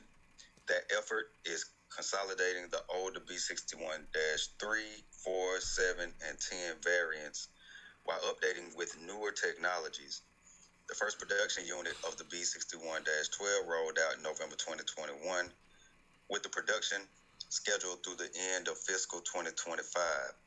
The program is estimated to cost $9.6 billion in FY22 dollars over its lifespan, although much of that cost has already been spent, according to an annual government accounting of nuclear warheads. Let me scroll down a little bit. It says, although government officials insist that the B-61-13 plan is not driven by new developments in adversarial countries or a new military targeting requirement, increasing the accuracy of a high-yield bomb obviously has targeting implications, the two wrote Friday, denoting detonating the weapon closer to the target will increase the probability that the target is destroyed, and a very hard facility could hypothetically be destroyed with one B-61-13 instead of two B-61-12s. It's a pretty lengthy article. I'm not going to read all of it, but I'll just leave it at that. So I'm trying to figure out why they would create a nuclear bomb to drop when their enemies have hypersonic nuclear missiles. You know, in order to drop a bomb, you actually have to have an aircraft that's going to be able to get through your enemy's defenses and then be able to drop the bomb. But if your enemy has hypersonic nuclear missiles while you're trying to drop a bomb that can be shot out the sky, these missiles can't be shot out the sky. So, that's why I brought this article out. Like, the U.S. is doing stuff like it just don't make no sense. And they haven't caught up to China's hypersonic research or Russia's hypersonic research. But y'all got it. Yeah, no, we're definitely in a time much reminiscent of the Cold War era. where you have the U.S. trying to build up their arms. You have China trying to build up their arms. Russia trying to build up their arms. Didn't have a chance to cover it, but we talked about the U.S. having a nuclear drill. Testing an explosion. Being able to detect a nuclear explosion. Russia actually had their first nuclear strike drill in about 50 years, last week. And they were able to test, new techniques and new, weaponry. And, mainly their YARS, intercontinental ballistic missile, hypersonic ballistic missile, Slovakia, you know. So, we're seeing these things definitely heat up. They have, submarine type of, nuclear missiles as well that they could deploy from Alaska. There's a lot of different capabilities, that Russia, China have that the U.S., just really does not have at this point. So, very good article. Yeah, when all of your ops have like Lamborghinis and they have Aventadors and and you got like a Honda Civic Sport. You got to kind of work with what you got. You got to kind of tune it up. Kind of put a large spoiler on it. You know, you know, put some what they call it. I forget what they call the wheels that poke outward. Um, I forgot what they call them, but yeah, that's what they doing. That's what the U.S. They got to work with what they got, man. I actually got a article I ain't gonna bring out right now, but it basically went into because this is showtime, right? As you building up to war, you want to get you definitely want your people riled up, right? But you want the world to know is showmanship is also a thing in war, right? Get the other enemy to be fearful, to back down. War is a lot of showmanship in war as well. So recent weeks we talked about Iran with their I think it was Fatah missile that can travel 400 seconds takes to get to Israel. Talked about China and their new I think it was Mike that brought up the article about China's new supersonic missile able to reach Mach 9, right? Russia missile could reach Mach 10. It's called starts with a K. I can't even pronounce it, but they got an in depth about their. Go ahead, King. Salakia, my bad. No, I was saying that Ken's, so that's what it was. Con. You know what I'm saying? So like, this is what they're doing. These guys has got basically these are the Aventadors of and these are those type of the McLarens of supersonic missiles, and they're able to put any type of payload on them, right? These things could reach the U.S. within hours, or so, and they're undetected. But America has to use they have to work with what they got. It's pretty sad, but it kind of is what it is. So that's why they're putting out anything that they can, right? And this is the unfortunate state that they're in right now. But yeah, definitely good article, King. America's looking bad out there in the streets. Y'all got it though. And I wanted to just bring out one, just to kind of land me back with something that GK brought out earlier when it deals with the economy. You're seeing a lot of CEOs warning investors currently, and it's just due to this growing U.S. debt. Saw this article. This came out on the 20th. An article about how the U.S. has added $106 billion, $120 million worth of debt over in a week. And now we have, a Rockefeller Capital CEO, issuing warnings to investors, about investing. So just wanted to kind of bring this out just to show, what the status is with the U.S. economy at the moment. But it says the total amount of debt owed by the United States government is skyrocketing. The Treasury's fiscal data platform shows $106.12 billion worth has been piled on top of the America's debt in the 7-day stretch ending on October 18th. It says after crossing the 33 trillion mark on September 15th, total outstanding U.S. debt now stands at $33.62 trillion. When I finish this article, I do want to look up what it is currently since this article came out, because I remember I was looking at it like 2 days ago, and I think it's around 33.8. So, we're coming near, crossing $34 trillion worth. And, 33 trillion was the most that the U.S. has seen. So we're just seeing it, increase and increase. But it says $33.62 trillion is where it stands now, and an increase of about $17.71 billion per day. So U.S. debt is going up roughly about $18 billion every single day at this point. It says, in a new interview with Bloomberg TV, Rockefeller Capital CEO Greg Fleming says he's concerned about the rising debt burden and the impact that America's interest payments will have on growth. On the current trajectory, interest payments on the federal budget will exceed military expenditures by 2027. So, the amount that they're going to be paying in interest is going to be more than it's going to be, currently on their budget for funding the military by 2027, just based on projections.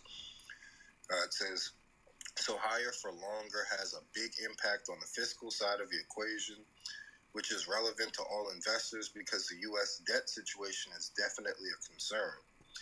If we have a recession, you could see a double-digit deficit as a percentage of the federal budget.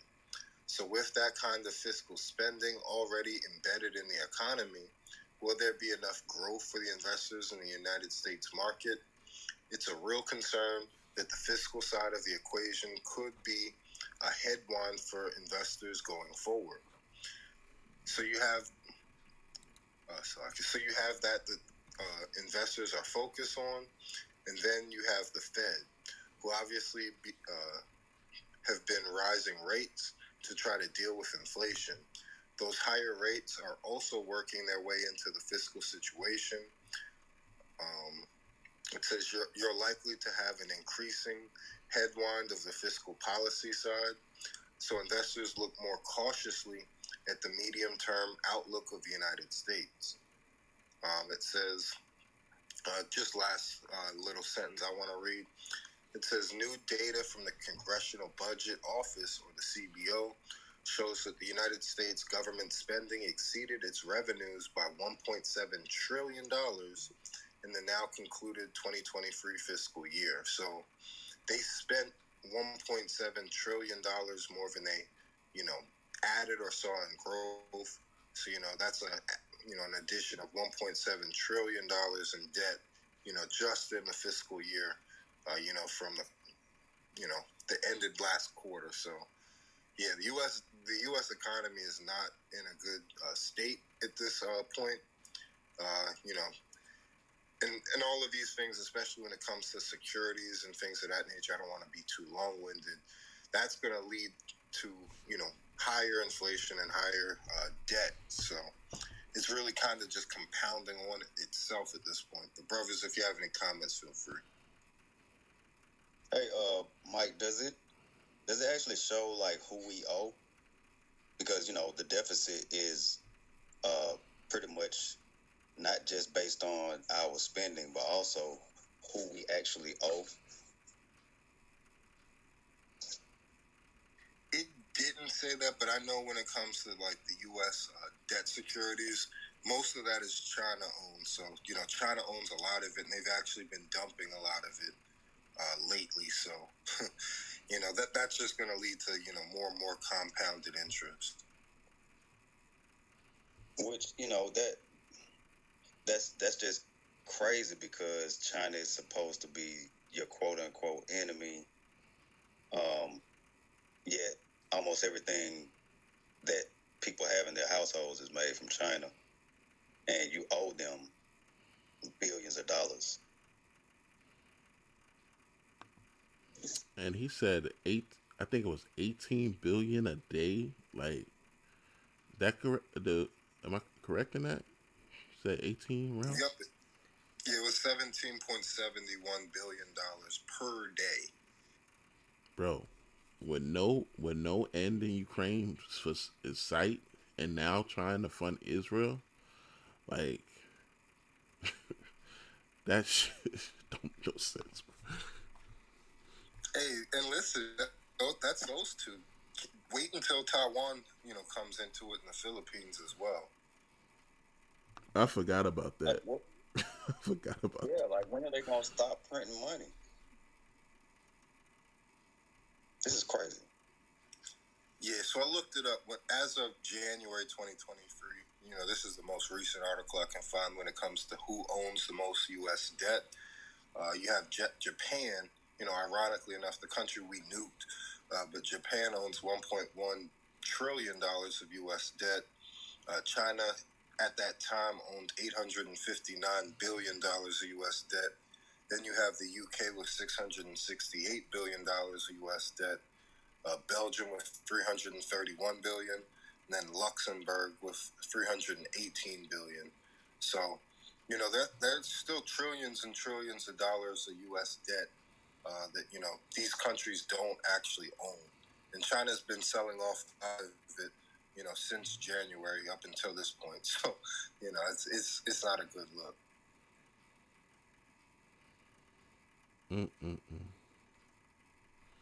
Yeah, that's crazy. That's beyond crazy. Yeah. Did anybody have any more domestic wise? I had a couple, but I want to let other brothers. Okay. So. I want to jump in there. Shalom things. I want to jump in there. As we're still talking about the economy, right? I had two pieces, but I have one that I have access to right now. So if I may, let me just throw that up there real quick. Which one? Because I know you said you don't like getting the crowd. Yeah, the Water King. Give me a second to look at it. It's March 9th, 2022, right? It's right above there, Biden, yellow background, red arrow. You can get that. Let me see if I can find the other one real quick before it's time to get into that. It's up there. The Water King.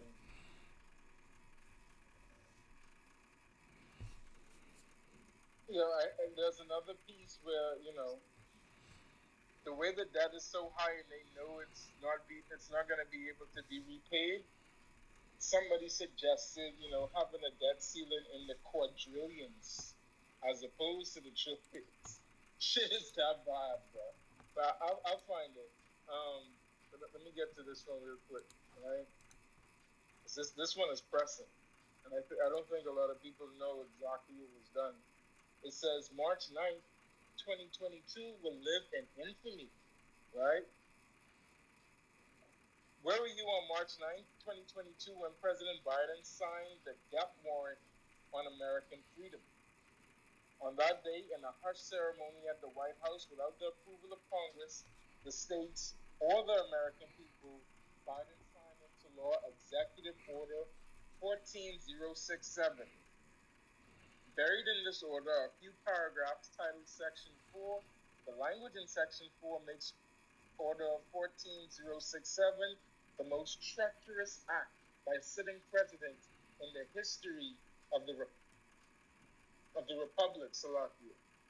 That's because Section 4 sets the stage for legal government surveillance of all U.S. citizens, total control over your bank accounts and purchases, and the ability to silence all dissenting voices for good. In the new war on freedom, they aren't coming for your guns. No, they're thinking much bigger than that. They're coming for your money. And it's already started. These efforts are stepping up and taking a nefarious tone that also involves surveillance and loss of our freedoms under the guise of central bank digital currencies. or Biden bucks. Right? It says, if you had to ask me about 2 years ago, I would have said that the U.S. is taking a rather studious approach to it. It was too important to not be involved in, right? But the U.S. did not seem to be in any hurry to actually implement it.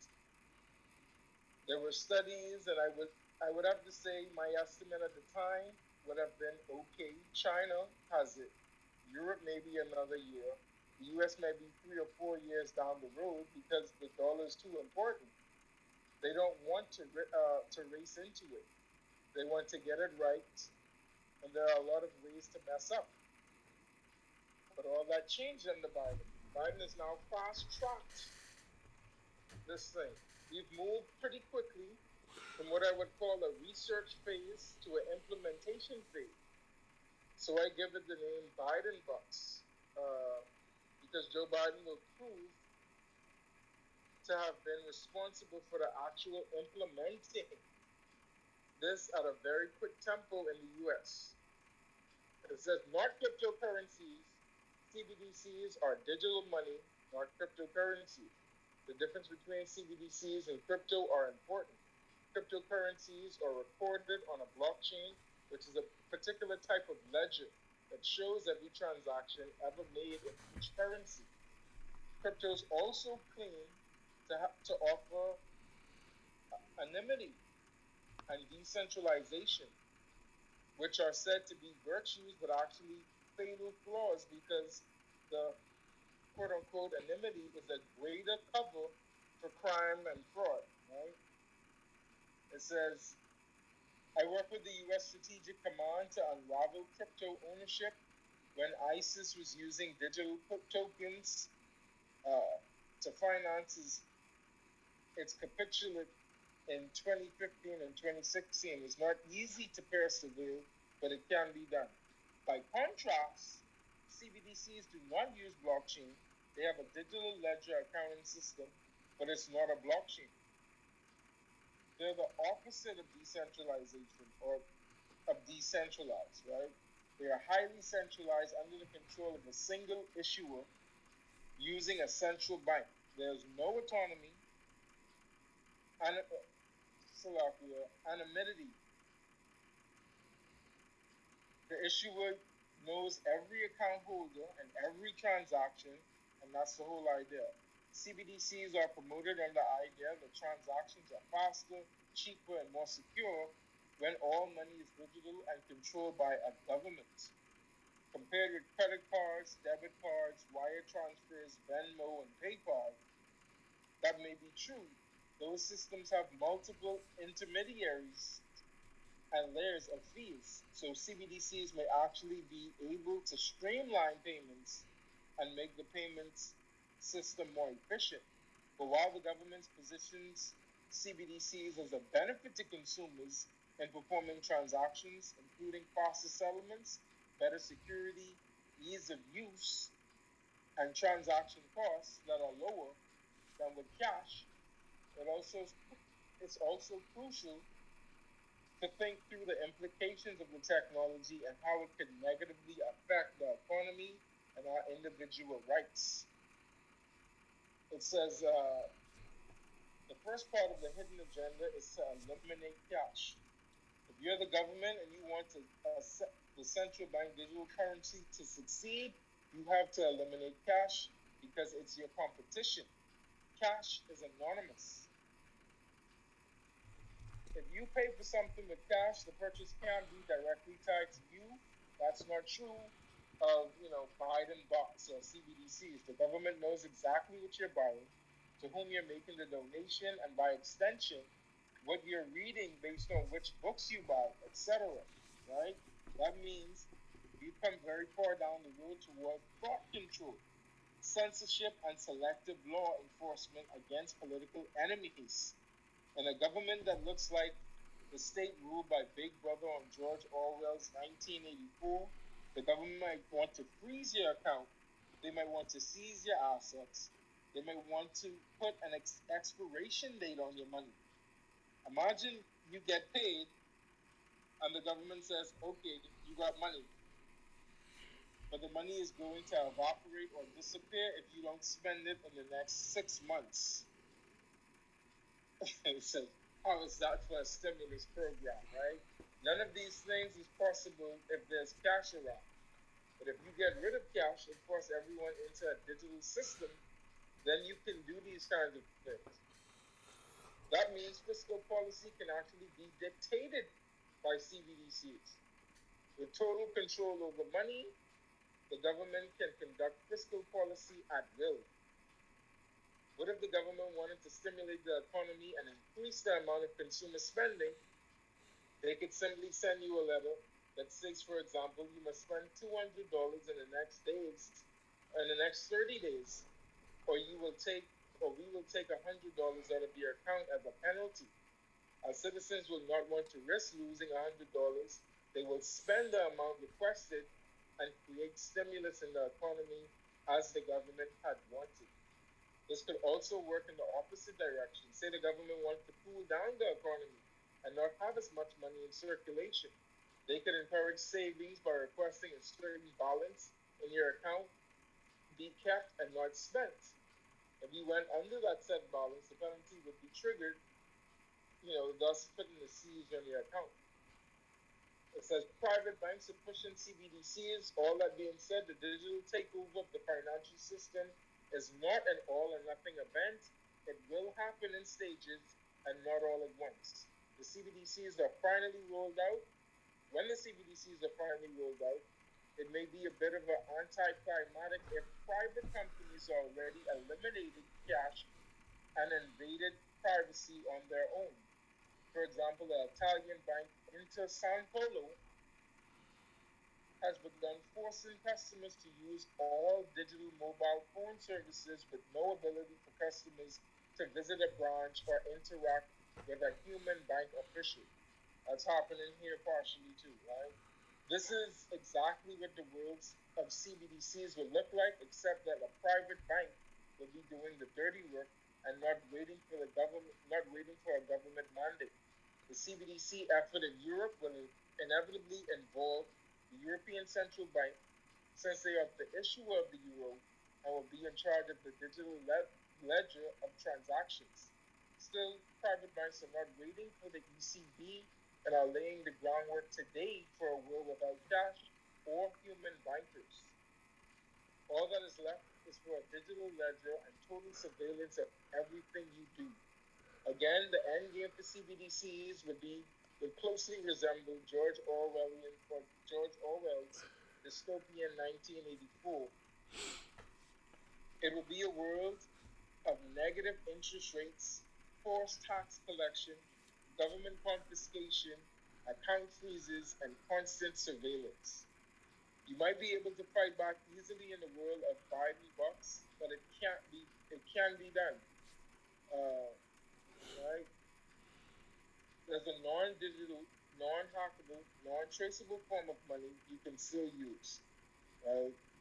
And it's called cash, gold, or silver. But that's not, everybody's not going to fall into that category. That's the end of the article. There. When I read this earlier, I was like, damn, we talked about CDs at length before, CBDCs last year. But to know that Biden recently signed an order that's fast tracking that shit, it's gonna be bad. It's not gonna be a good thing. Right? When you look around and you see these stores like the Amazon store, Amazon Fresh, you just walk into it. The entire store scans you. It scans the items that you put into your cart. That's able to walk out without paying. That's what they want the future to be, right? And when they put you on, disciplinary action because you did something out of the way or you didn't pay a parking ticket, you have an account freeze for 3 months. They could do this shit with digital money. So, future's not looking too good. We got to pray digitally so we can get the hell out of here. But your brothers got it. No, excellent article. I totally agree with Azrael on this. They have to get cash out of the way. One, to just make a lot of things more traceable, and then two, just look at the debt and how quickly it's accumulating. They're gonna have to create a new system that is not built anything like what it is currently. just to kind of land me back with this article, just based off of what I brought out in my article. If you look at U.S. national debt and what it's forecasted to be at by 2027, just 3 to 4 years from now, it's supposed to be approaching roughly $46 trillion. There's no way that they're going to be able to sustain the economy, especially when they're looking at U.S. federal debt to GDP ratios being at 150.45%. That's not sustainable economically. So, like Oswald's article brought out,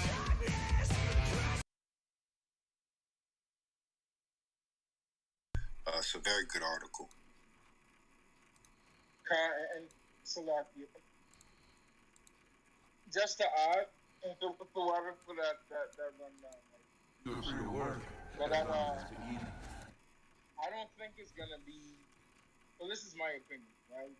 When you're looking at a country like America, where you have more guns in homes than people have vehicles, right? You have 4 or 5 guns. To a house in some cases. I think the average they said was like 2 guns in each household, right? That's double the amount of the U.S. population that sits around with 350 million. So you're talking about almost a billion guns, basically, give or take a couple hundred million. I don't think it's gonna be you can't use cap the way it was in Nigeria and these other places. I think they're just gonna inflate the shit out of cash until it becomes nothing, basically worthless in comparison to the digital money. And that's how they appease that, in my opinion, right? Because to do a complete lockdown, a society from cash, I think it's gonna Universal basic income. Now, dear listeners, stopping for obedience. Technologies.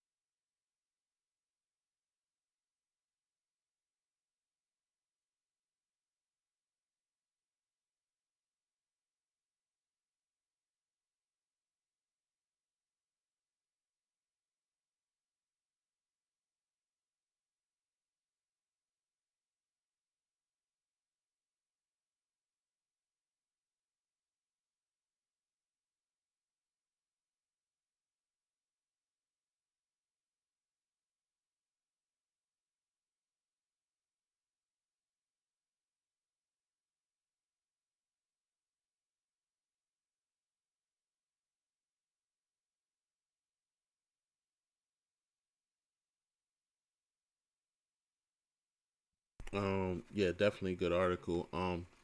I was actually watching something over the weekend, right? And it's this Netflix show called Captain Laserhawk.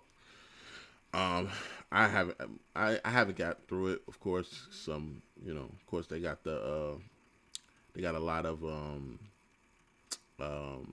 LGBTQ implications in there.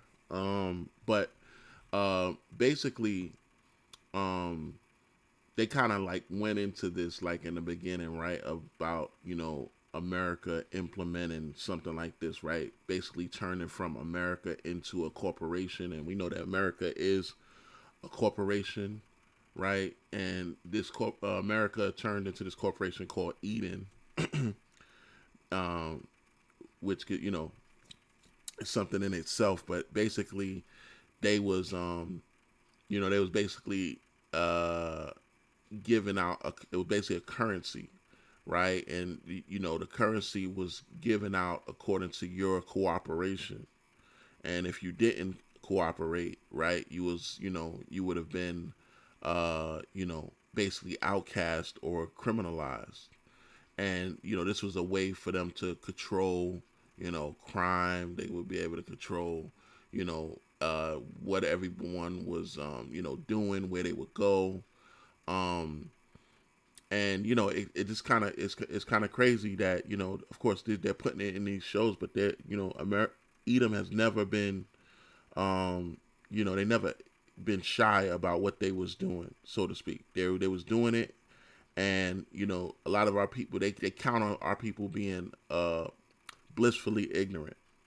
So it's kind of ironic that not ironic, right? It's definitely spiritual that the brother brought this article out, but yeah, they're putting it in all of their they say life imitates art. So and with everything that they're doing, it's kind of crazy. I saw that show this weekend, and this was actually like how the show opened. But good article, King.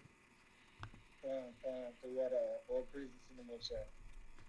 Mike, if you can, could you just post that last one that I put in the box chat? That's Yep. my piece that I found. You could just say that it's gonna look just like this. It won't have any, picture or anything out of it. I'm gonna figure out what to do with that. But yeah, just put it up there.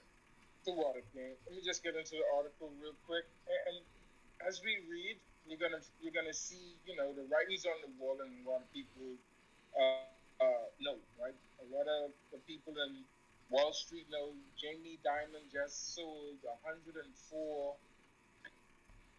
I think it's 1 point something billion dollars worth of Goldman Sachs shares. The first time in his 26, 27-year tenure. And so that speaks volumes, right? But this particular piece is written in an interview fashion, so I'm going to read a lot of quotations as the author goes back and forth with the person that he was interviewing, and we'll get some information on that as well. Just to kick it off, it says, "Time to think quadrillions, as there's zero fiscal restraint in D.C.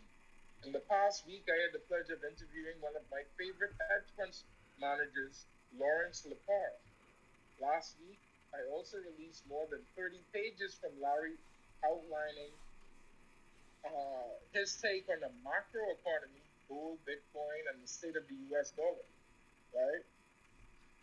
In our hour and a half of discussion last week, we covered topics like the war in the Middle East, geopolitics, the treasury market, gold, Bitcoin, a potential regional banking collapse, reasons the stock market could go up or down, and both fiscal and monetary policy." And he says, and quote, just as was with the COVID thing, the wars in Ukraine and Israel have been a convenient way for them to print a shitload of money, Lowry said about the conflict in the Middle East. While we were speaking, I Googled the Reagan budget deficit. I remember starting out a business in 83 and in 84, relatively early in my career, he recalls. People went crazy over how Reagan initiated deficit spending in 1983. The federal budget deficit was $55 billion for the entire calendar year. This past year, as you are aware, was $2 trillion. So $55 billion in the Reagan era to $2 trillion. Right? It says, Larry says about the worsening fiscal picture or financial picture in the U.S. And they quote, by the way, we're going to have to start thinking about what comes after, $1 trillion. I mean, I think it's a quadrillion. And because, at the stage, at the rate we're going, it is becoming exponential. And that's, of course, why I believe that this monetary system is doomed. It's absolutely doomed. I hate to say that. I'm not trying to be a doomsayer or a fearmonger. I just think it's basic math. There appears to be zero. Go ahead. No, go ahead. I'm just saying you're right. It's doomed. Go ahead, though. I want to break your thought. There appears to be zero fiscal restraint in Washington, D.C. They're behaving as if there's no consequences. Yeah, when you know what you want the future to be, you could behave like it's no consequences because they don't give a shit. It's already planned out, right? It says, but the 10 years of saying, oh, there will be consequences. All right, he adds, Larry also talks about the bond market and treasuries, talking about Bill Ackman covering his bond short. Larry said, I think he sees that the bond is very overextended and he's playing for a bounce, assuming the economy is going to slow down. And I don't disagree that that could happen. I mean, some of the very good technical analysts that I follow suggest, the long bond, which the interest rate almost got to 5%. In fact, it did briefly get over 5% on the 10-year. And this could drop back into a low 4 years for a little while before turning up and going much higher, which, countries like China don't give a shit about that analysis. They're just selling U.S. Treasury bonds like crazy, right? It says, and ultimately, Larry thinks Treasury yields are going to go higher. That's wishful thinking. I think over the long term, interest rates are going to go much, much higher. And the reason I think that is that inflation is not subdued. And I think that people are going to lose confidence in these bonds and they're not going to want to hold them, which is exactly what China is thinking at this very moment. So how long do you think that it takes to play out? Probably within the next 6 months to a year. I mean, I would expect that, right? He says, as Luke Groman says, I mean, we're starting to look like a third world country. And that's really the biggest development that's taken place. And that's where, and you could see it in sound money. I mean, real interest rates have gone up 500 basis points in the last year, 18 months, and yet gold is still very close to its all-time high. And Bitcoin has done quite a nice job, XYZ. Moving on from that, it says, recovering out of the hole after, it dug itself out of the FTX blow-up, right? It says, but the point is, as more and more people come to realize that they can never stop printing money, they can never stop debasing a currency, he concluded, right? I think I want to stop it right there because it goes on for a bit more. It's not nothing really concerning, but or nothing that I would want to highlight, I should say, right? But this is I can't remember which hedge fund Larry, this devil Larry, actually runs, so I'll look that up. But I'm sure it's a big hedge fund, right? But these are what the top guys, the top Edomites on Wall Street are saying. The economy is doomed. We should look at quadrillions instead of trillions. We can't stop printing money. The war is a good distraction to print more money, which means inflation is going to go higher whilst we're wrapped up in Hamas and Israel and Ukraine and Russia. Then, the backdrop of the new politicians that come out in 2024, whoever that may be, they're going to blame the wars on the reason the money is so worthless and inflation is so high, right? That's what's going to come next. But I just wanted to throw that out there as we, take a look at the finance of the Western world, mainly America, in these last days, right? Because all of it's connected. There's no way, before I close out, give my mic to the brothers. The U.S. is the world reserve currency, right? None of these countries in the West, UK, England, parts of the EU, what is known as the Western world, even geographically, they ain't really West. But what's known as the Western world, they're not going to throw away the U.S. dollar because, they're sitting there looking at analytics and saying, okay, the dollar is strong this month, X, Y, and Z, and looking for the possibility or probability for things to get better. So they're not going to throw away the U.S. currency, right? So when it does start to debase at a rate where, they can't sustain it anymore, there's no way to artificially prop it up. right? When that shit starts to happen, all of these nations and their central banks are going to get dragged down as well. So when inflation hits America, it's going to hit the United Kingdom, it's going to hit Australia, it's going to hit France, it's going to drag the entire West down with it, right? The only countries that are really seeing the writing on the wall are the ones that are outside of Western influence and don't want to be a part of it, right? The BRICS nations. That's why China is getting rid of it in droves. Russia's getting rid of it. We saw Mike brought out Iran quitting, the U.S. dollar. So the de-dollarization is happening simultaneously as the debasing of the currency. So and they call it the global South, right? The nations in the South that against Western hegemony, they see it. They see the writing on the wall. So they're trying to get rid of it as fast as possible before the shit really hits the fan, right? So they're not impacted as much. But it's definitely coming. There's no way around it. But there you go. Your brother's got it.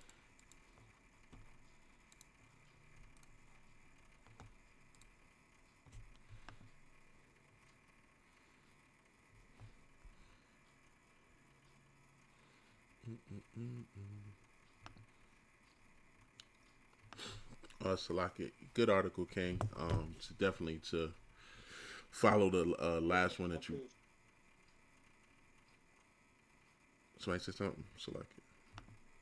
No, I was saying the water. All praises. Oh.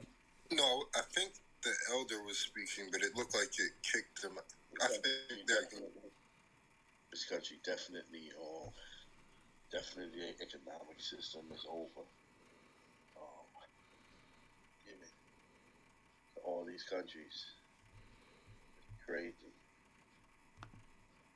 Giving $100 billion, when they get that House of Speakers, give $100 billion over to Israel. It's ridiculous. This economic system is gonna fall, man, big time. It's already falling. Wall Street has been down for months. It's already falling. It's a matter of time. It's just gonna get worse and worse.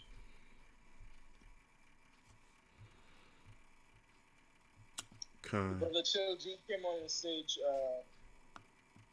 You got something you wanted to add, Chill?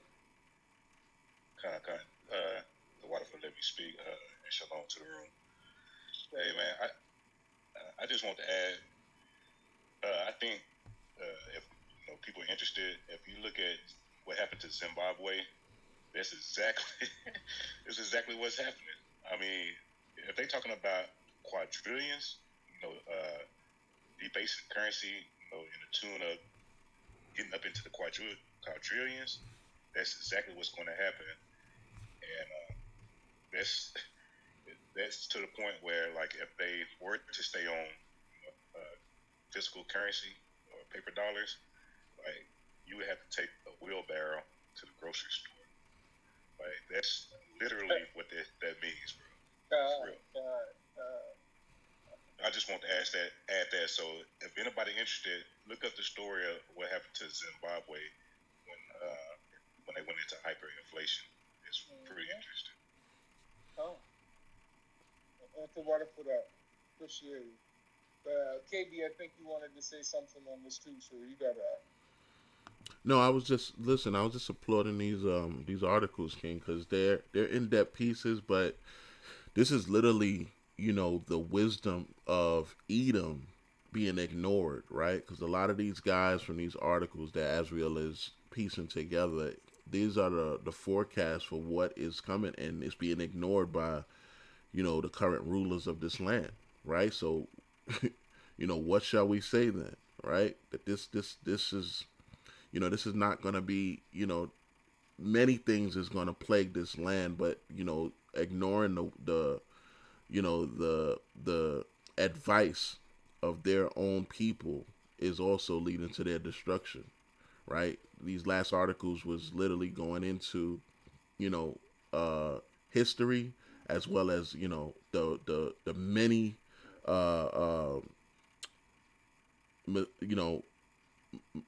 I would say some is direct, right? Some is intentional, right? Definitely, that's Biden signing that thing that he signed. That was intentional, right?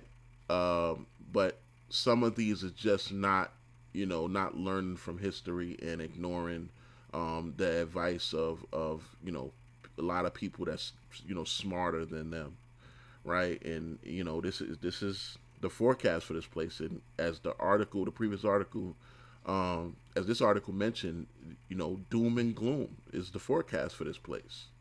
So I know these articles kind of like I'm glad Childy made that that comparison, but yeah, these are the things that this place is looking forward to, and while they're so entrenched in everybody else's business, it doesn't look good for them. They need to get back and we know that their pride is not going to allow them to do so.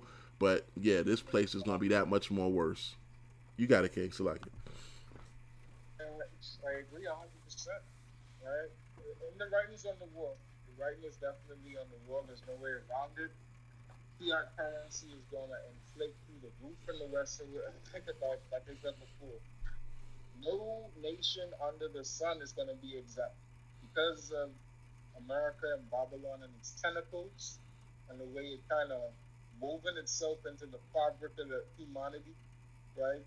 Fiscally, with the central banks and having itself marked as the world reserve currency, every nation under the sun holds the U.S. dollar in world reserve currency. Of course, that's changing a lot, but it's been like that for a long time. And us here in the Western world, we're definitely not going to escape whatsoever, right? So definitely a time of preparation. That has been talking about it for the past 3 years, or even more longer than that. There's no, we're not saying these things for people to have fear and to be fearful. We're saying that to show that these things are coming. What watchmen would we be if we don't say, hey, you know, this thing is coming, get yourself girded and prepare because it's definitely going to go down. These distractions that they put out there, the wars, celebrities, all of this different bullshit, it's a complete distraction. They're hoping to catch as many people off guard as possible with, right? Keep in mind, these same people that control fiscal policy are the people that say that the majority of the world and humanity itself are just useless eaters, right? So they want to see large amounts of people die, right? But, I don't want to get too tinfoil hot too quick today. So I'll leave it there. We can keep it moving. Con. I just had two more. I know we getting into that time for international. It's a lot of great international, some clips to play.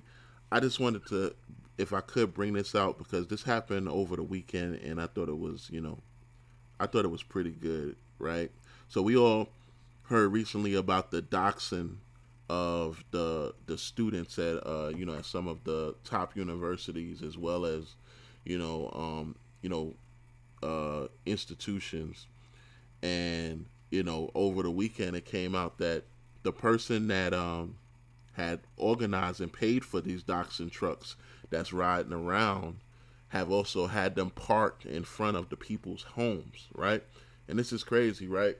Because rarely do you see anybody that sends out doxing trucks, right? Which doxing is supposed to be like illegal, right? But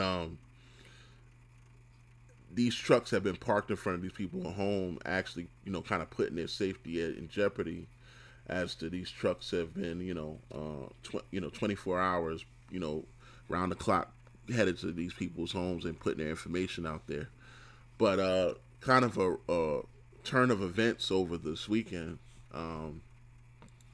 that the guy that actually paid for this, he actually had his what they call it, I believe it's like swatting, something like that, where you call in a fake you call in a fake report of something happened at somebody's house and the SWAT team raids their house. So it says here, organizer of Ivy League doxing truck raided by SWAT. It says Adam Goulet, whose accuracy in the media AIM or AIM organization deployed a doxing truck to Ivy League colleges to denounce pro-Palestinian students as anti-Semites in the aftermath of Hamas attack on Israel, told the New York Post that his North Florida home was raided by a SWAT team on Friday.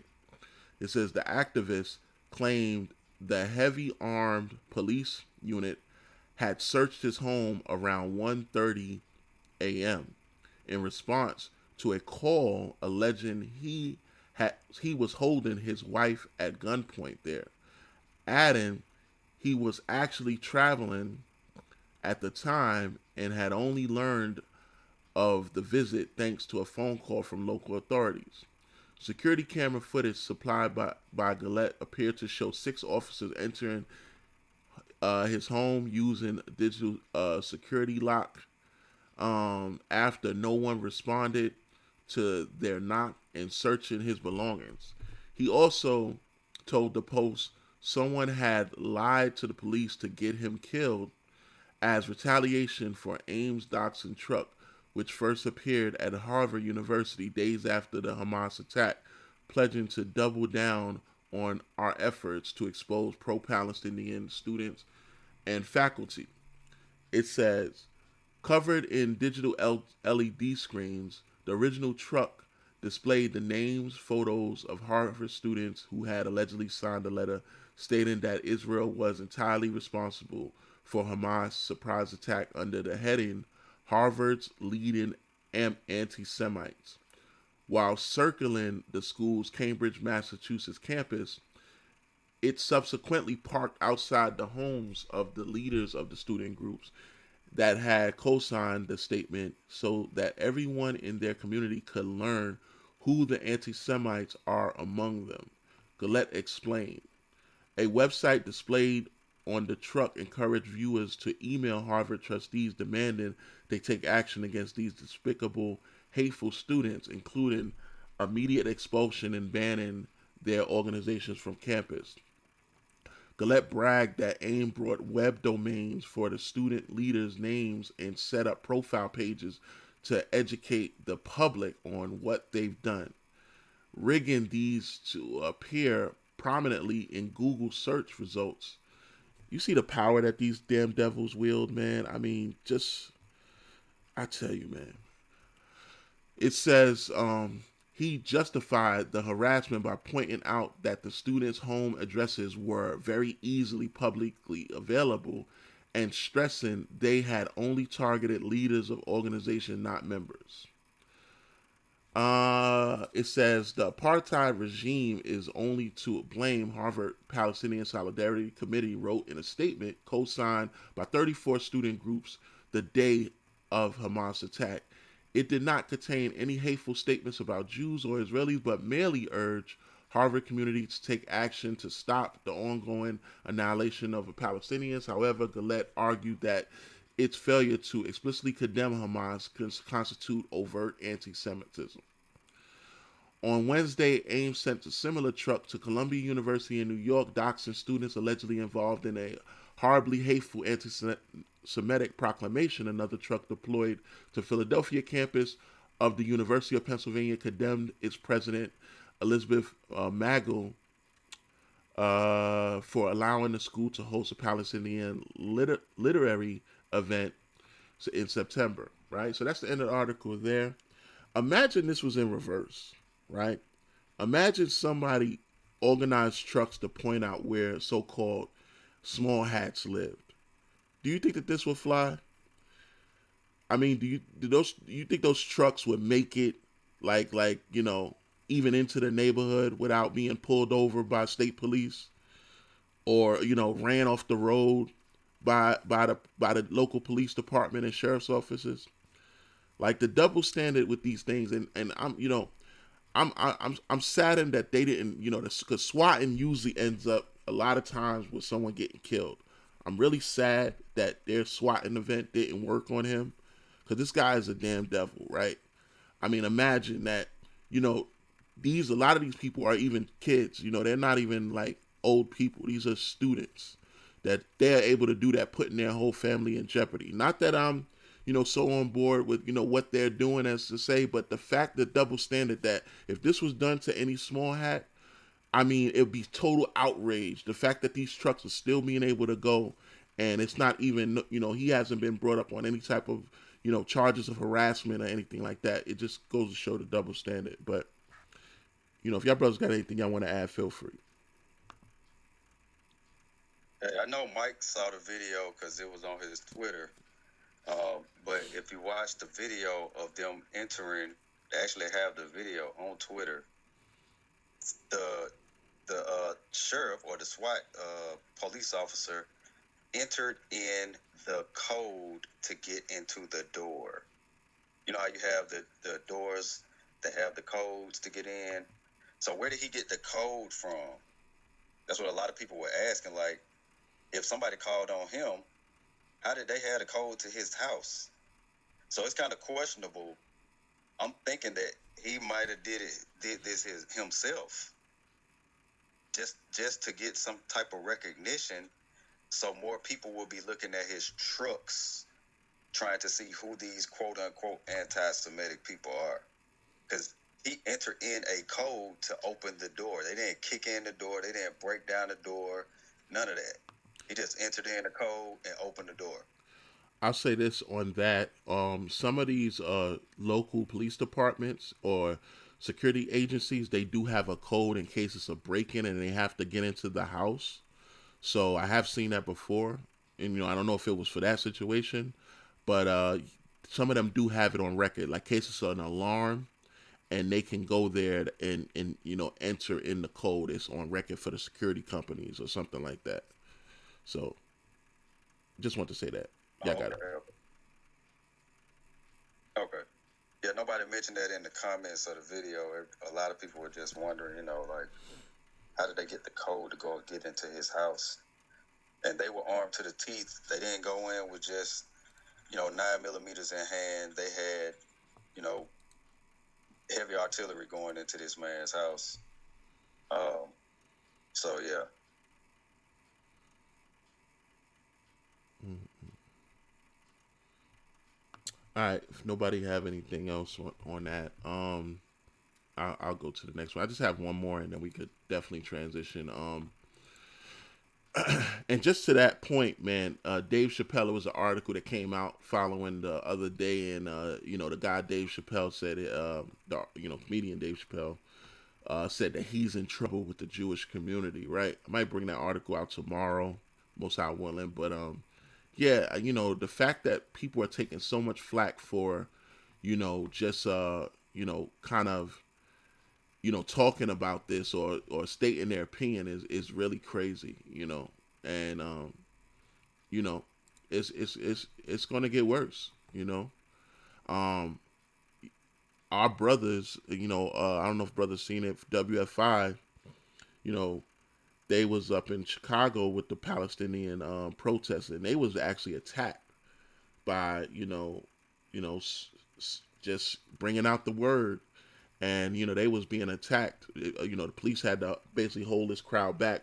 And this was a pro-Palestinian, a pro-Palestinian march, right? So, for our people, we don't have no real dogs in the fight. Though we sympathize a lot of times with the Palestinians, these people are our enemy as well. They was trying to spit on the brothers. They was throwing, fireworks. These guys was rabid against our brothers out there. So, yeah, I don't really got no love for these people either. But we do see the hypocrisy. Moving on to the next one, right? Let me bring this out. And this will be the last one I have for domestic. Salakia, let me pin it. Okay, here we go. And I kind of knew this was coming. We talked about the whole migrant crisis and just how bad it's getting for the cities. They done everything that they could do. They use, abused these people, exploited them, tried to, fill up the labor markets with them. And, now they're getting to the the point that they can go no further, right? So it says New York City sets up office to give migrants one-way tickets out of town, right? I think Brother Mike had brought up the other day that New York City was full to capacity, so much that 500 uh, uh, plus thousand New Yorkers is fleeing the city, right? And these are supposed to be cities that they welcomed all of these migrants, and now such a turn of events after they done did everything they could with them, used them, and it they got exactly what they was the Most High gave them exactly what they was looking for, overwhelmed them, and now they're they like, man, we'll pay you to leave. It's crazy.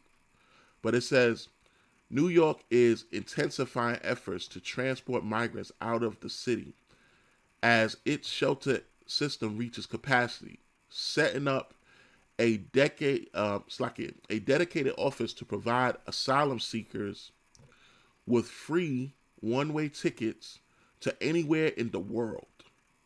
The city, the city confirmed the establishment of a new re-ticketing center in Manhattan as its latest bid to ease pressure on its shelters and finances following the arrival of more than 130,000 asylum seekers since last year.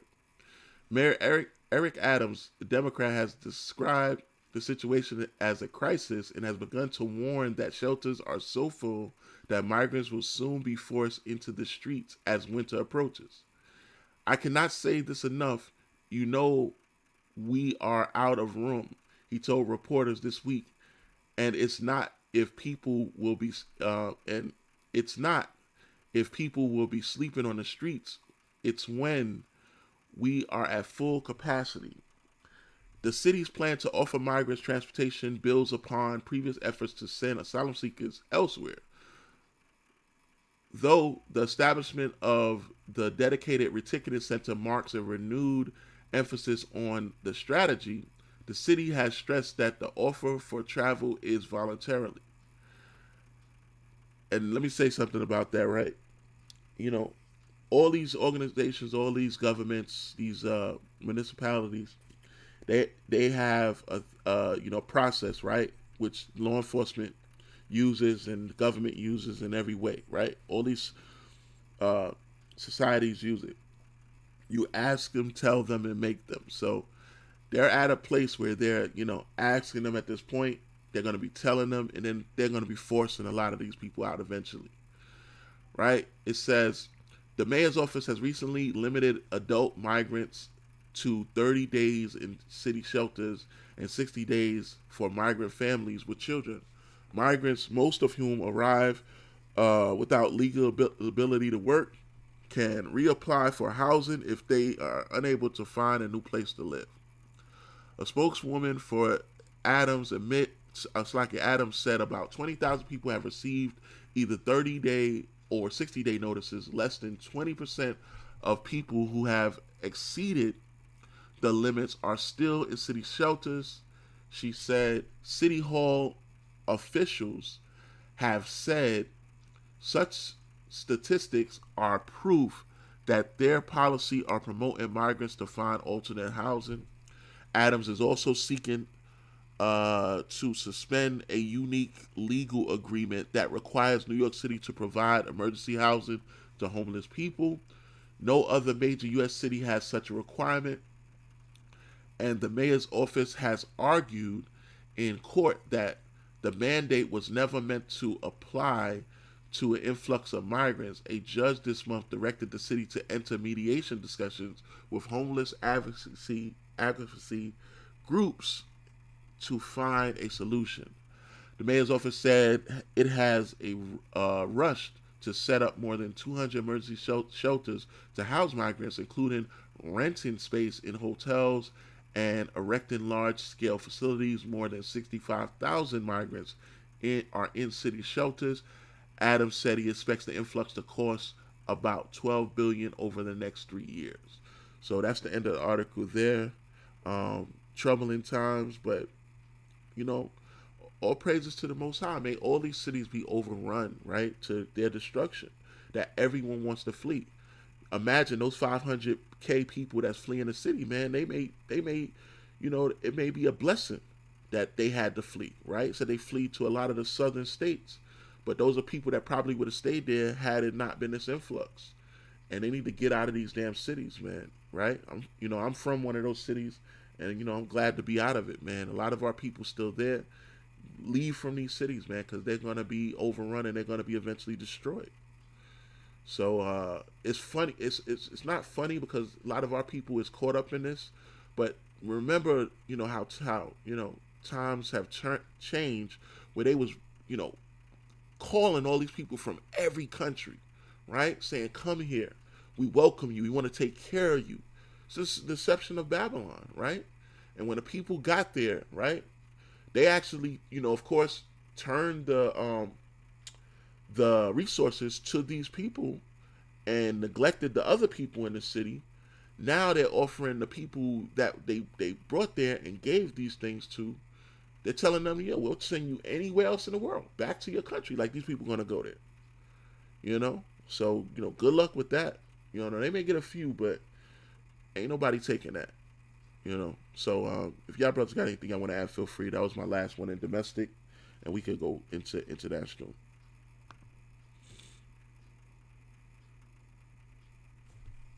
Yeah, no, good article. I feel like that migrant situation, like you said, it's unfortunate because it affects a lot of our people, but we've kind of seen the inner workings of that whole thing going on. I only had two I wanted to kind of bring out for international. Give me 1 second. Hey, that boy Erdogan was looking like a rock star yesterday, man. It was crazy, man. A lot of things happen in the international, man. Yeah, that actually was the one I wanted to lead off with. So let me pin this. You want to fight?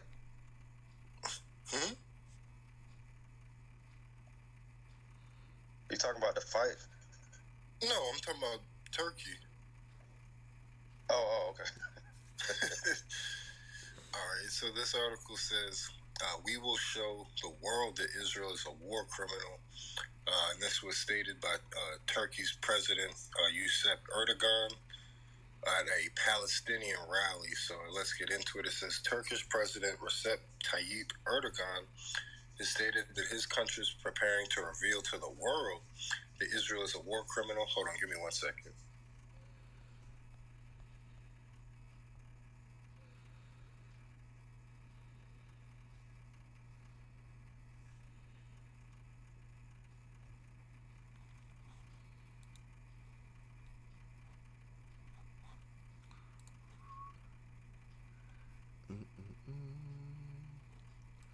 I just put it in there, but I don't see it.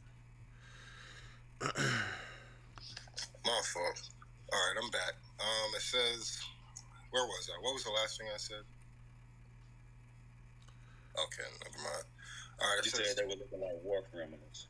Yeah, so Turkish President Recep Tayyip Erdogan has stated that his country is preparing to reveal to the world that Israel is a war criminal. As thousands rallied in solidarity with Palestinians at the Great Palestine Rally in Istanbul. It says, as we will be shouting out to the whole world our joy on the 100th anniversary of our republic tomorrow, we are speaking out our heartbreak for Gaza today, Erdogan said, addressing the rally at the airport on Saturday afternoon. Scenes from the airport showed people from different walks of life carrying Turkish and Palestinian flags, with some wearing headbands with the inscription, "We are all Palestinians." So, a lot of this stuff is uniting a lot of these Muslim nations to come against Israel. But it says, end the genocide, let the children live, and be the voice of Palestinian children. What was Gaza? Palestine in 1947? What is it today? Israel. How did you get here? How did you enter? You are an occupier. You are an organization, Erdogan said, stressing that Turkey intends to present Tel Aviv to the world as a war criminal. So, they're even kind of calling out, how they even got into the land in the first place, which I found to be interesting. It says, a vile massacre is being carried out in Gaza, he stressed, once again asking how many innocent children, women, and elderly must die before ceasefire is declared. Interestingly enough, this is where the conversation kind of turned from Israel to him condemning, the West as a whole. And we know when he says the West, he's talking about America.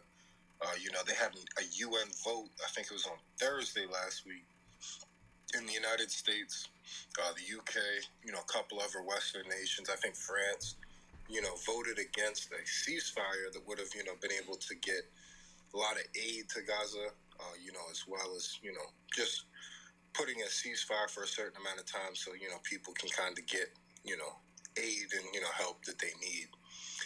But it says also criticizing the West's unconditional support for Israel and the mobilization of media to legitimize the massacre of innocent people in Gaza. Erdogan emphasized Turkey's bold pro-Palestinian stance in contrast, saying that West owes you, Israel, but Turkey does not. This is why we speak without hesitation. It says the West's book of sins has once again overstepped its bounds, he said, emphasizing that Israel could not commit such atrocities without Western backing. It says internationally renowned artist Yusuf Islam, also known as Cat Stevens, also addressed Saturday's pro-Palestinian rally to the bombing of innocent families, their homes, and especially the little children who make up half the number of those who have been killed. So let me see what else this Muslim said. It says he thanked Turkey for taking the right stand on humanitarian crisis in Gaza, which has been reeling from relentless Israeli strikes for 3 weeks. This is not a battle against equals. If we look at the attack on October 7th, comparing it to the scale of the vast military response, it is just beyond comparison, Islam said. He urged Israelis to recall the message of the Torah, saying, remember the original message of God sent to you, you shall not kill, you shall not steal, you shall not seek your neighbor's property. These are the laws Moses taught. Okay, well, he kind of has a flawed understanding of, who that was written to and, what it pertains to him. So I'm going to end the article there. But, a lot of strong rhetoric from Erdogan, who's, once again, this is always interesting, because Turkey's part of NATO. So, when you see him speak this way, that, the other Muslim nations would definitely, rally behind what Turkey is saying. But, brothers, if you have any comments, feel free. I have one I kind of wanted to land me back with this, just to kind of show Israel as a war. Yeah, we all know that everybody can see that they're going against international law. Killing kids, hitting churches, hospitals, refugee camps, things of that nature. So it's not like what's his name, Erdogan, is lying about any of that. The whole world can see that. That's why you got all these protests going on all over the world, and Israel wants to try to save face. Last week, and Netanyahu wants to say that they're the children of the light, and the Palestinians are the children of darkness. If you're paying attention, they don't usually say Hamas more than they say Arabs. Let's eradicate the Arabs. So, being that Turkey is a Islamic state, I think that there are going to be a lot of repercussions coming from the Islamic states, from Turkey and a couple other places, because they're going to want to assist their brother. Ishmael's a wild man. They're going to want to assist and help out their people, especially since they're all in one religion too, on top of that. And, there's always been some kind of tension between Turkey and Israel anyway. So I could see this as a lead to some other things happening in the future.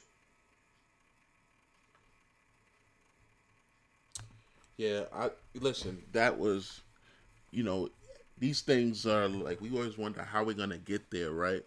Because for those that understand prophecy, of course, it's not always. It doesn't always play out, in the way that you know prophecy is still, it has to, it's a design to it, so to say. So you may see something in the Bible and it's not going to give you all the particular details as to how we're going to, particularly who's going to do what to get us to a certain point. You have to go through, and we were talking about this the other day, you have to go through, of course, precept upon precept, line upon line, here a little, there a little. You got to go through each prophet to see, and each one explains it, a different part of how the prophecy is to play out. So as you see, like, this kicking off, right? You got the war in Ukraine going, everything. You got Russia, vying for, for power. You got them linked up with all these different other countries, meeting with Hamas. You also got Russia linked up with Syria. You got United States linked up with Israel. You got the Israel fighting against, the Palestinians also, thus Iran, also the U.S. fighting against, Iran through proxy of Syria, which is linked up with Russia. So all of these things is happening at once. It's like, it's a huge chess game that the Most High is playing, and you know, it's beautiful that the one of the main go-betweens, which is Turkey, right, of NATO, to deal with the Muslim community. They are the sole Arabic or Ishmaelite NATO member, and that they are being angered as to not just turn away from NATO, but unite and bring forward the Ishmaelites against Babylon and Israel, right? And also remember the European Union, who have denied him entry, who have kind of shitted on him, for lack of a better words, for the last 50 years. All of these things is playing perfectly, masterfully into how prophecy is lining up.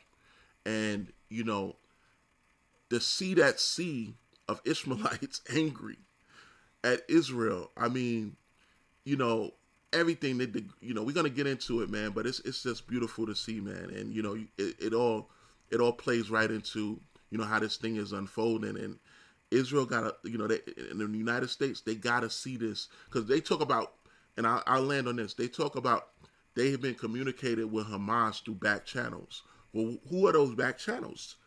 Turkey's one of those back channels, right? They don't have too many friends, right? Others are Qatar. Others is also, Saudi Arabia, but it's limited right now. So they don't really have too many back channels to communicate with anyone, right? Russia has also been working with Hamas to bring forth some type of communication.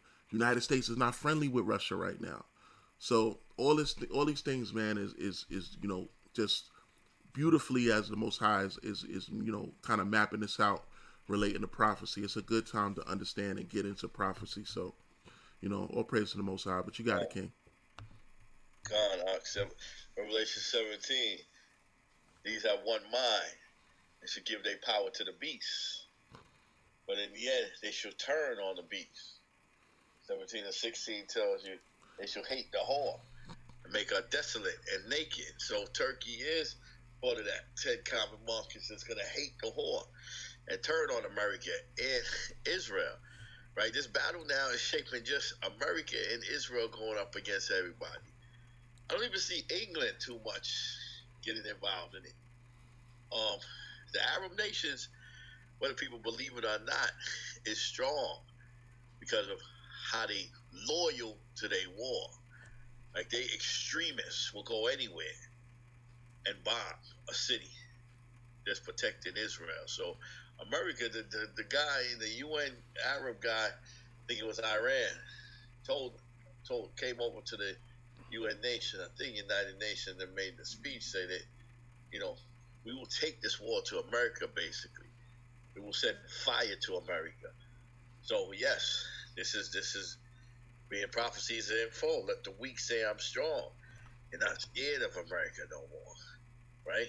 Scriptures tell you, Revelation 13, who can make war with that beast, right? But that was that time. You know what I mean? Because the beast brought fire down from heaven. Burned up Japan, Nagasaki, and whatever that, I forgot, Hiroshima. Right. Dropped bombs on them. And then everybody stopped back and said, who can make war with this beast? It's so powerful, but not now. The weak and same strong. Isaiah 14 tells you, are thou he, and have made the nations tremble? How has he become weak like us? Luke 10 and 16 says, I'll see Satan like lightning falling from heaven. So prophecy, like King Ben was saying, is coming right in place. And it's beautiful when the UN turns, because we know that that's that final thing for this damn devil, man. This was my last one I had.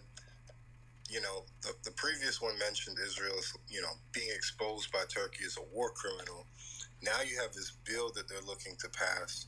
And, I'm pretty sure that these are actions that they've been doing in the West Bank for years anyway. But there's a bill called the Ben-Gvir bill, which would allow their police to shoot, Palestinian protesters as, pretty much as they deem them as Palestinian protesters, dead in the street. So, definitely wanted to bring this out. But it says the Israeli cabinet is set to pass a law permitting police officers to shoot protesters obstructing roads or town entrances, according to local media. Under the new rules, which were fast-tracked by Attorney General Gali Baharav Mayara, law enforcement police would require approval from a senior officer before opening fire at demonstrators, the Israeli broadcaster Khan 11 said on Thursday. One thing that's interesting about this, before I continue with the article, these would be Palestinian citizens of Israel. So these would be people within the border of Israel. They're citizens of Israel, but it would give them free reign to, have their police shoot at these people, pretty much indiscriminately. But it says it comes amid waves of anti-government protests in Israel, which has led to roads being occupied and ministers' homes surrounded, but also sparked fears that Palestinian citizens of Israel could be victims of such a policy. One thing also, there's been a lot of protests when it comes to Netanyahu over there, his government, so a lot of these, if you're somebody that's protesting the Netanyahu government and you're Palestinian, even though if you're a citizen of, Israel, now the police officers can shoot you and say you're a pro-Palestinian protester, blocking the street. But it says Ben-Gvir, as well as the Israeli police, were reportedly calling for the use of live ammunition against protesters blocking roads during emergency hours earlier this week, the broadcaster said. The special committee is also examining the establishment of an Israeli National Guard. Activists fear that the law is likely to disproportionately affect Palestinian citizens of Israel who are already discriminated against and unfairly targeted by Israeli police. Palestinians there are also likely to protest Israel's ongoing war in Gaza, which has now entered its 21st day, killing over 7,300 people. Just a side note, that's an old number, and even with that number, I'm pretty sure when I looked it up, out of like 7,300, about 5,000 of those are like women and children. So, not really a war against Hamas. But it says on October 17th, the Israeli police commissioner issued a sweeping directive barring protests against Israel's onslaught of Gaza. The police chief also threatened to send Palestinian residents on the 1948 border who identified with the blockaded enclave of Gaza. Actually, let me read this one last paragraph before I pass it. Israeli police have detained peaceful protesters, including minors, in a violation of free speech, according to Legal Center for Arab Minority Rights in Israel, Adalah. A number of Palestinian public figures and activists have also been detained by Israeli forces for social media posts standing with Gaza, such as notable singer Dalal Abu Amneh. So, they're locking people up if you even post, like, I stand with Palestine, and you're an Israeli citizen, your ass going to jail. So, just wanted to bring this article out just in light of what Erdogan said about them being war criminals. But, brothers, if you have any comments, feel free. That was my last one. Yeah, that just shows, shows the devil's horns, man. They'll shoot their own people to try to, make it seem like they killing somebody else, And just because there are no cameras, they think that nobody is watching, you know what I'm saying? They think they can get away with stuff like this. Israel is definitely going to be held accountable if this doesn't escalate into something bigger, which we hope it does. If it doesn't escalate into something bigger, they're definitely going to be held accountable. It's almost like they have switched roles with the people that they say we'll never forget. Never forget. They have that term that they use when they're talking about the Holocaust. Well, now it seems like you turn it into your own worst enemy, the Nazis, because that's what the Nazis did, right? So they're exterminating the people. We know that we're trying to get to our homeland anyway. Let prophecy play out, but at the same time, that's just telling that they would want to shoot their own people in the middle of the street. Real quick, speaking of that, I don't know if we brought it out. Did we bring out the plan that the Israeli military had to gas those tunnels, or pretty much seal them up so the people are trapped down there and they pretty much starve to death? I don't think so. I really don't. Okay, give me 1 second. You guys can bring out something. I'm gonna find the article on that real quick. I could definitely bring something out on the same topic if you want. Just like Lammy backing off of what they're being what is actually going on over there as relate to Israel's blatant defiance of of international law, and them accuse them, almost every country outside of the United States and some Europe allies, you know, you know, admitting that Israel is a war criminal and should be charged with war crimes. Amnesty International, right? Actually, is being basically called. It's crazy. They're accusing Israel's accusing Amnesty International for saying that Israel is guilty of war crimes. They're calling them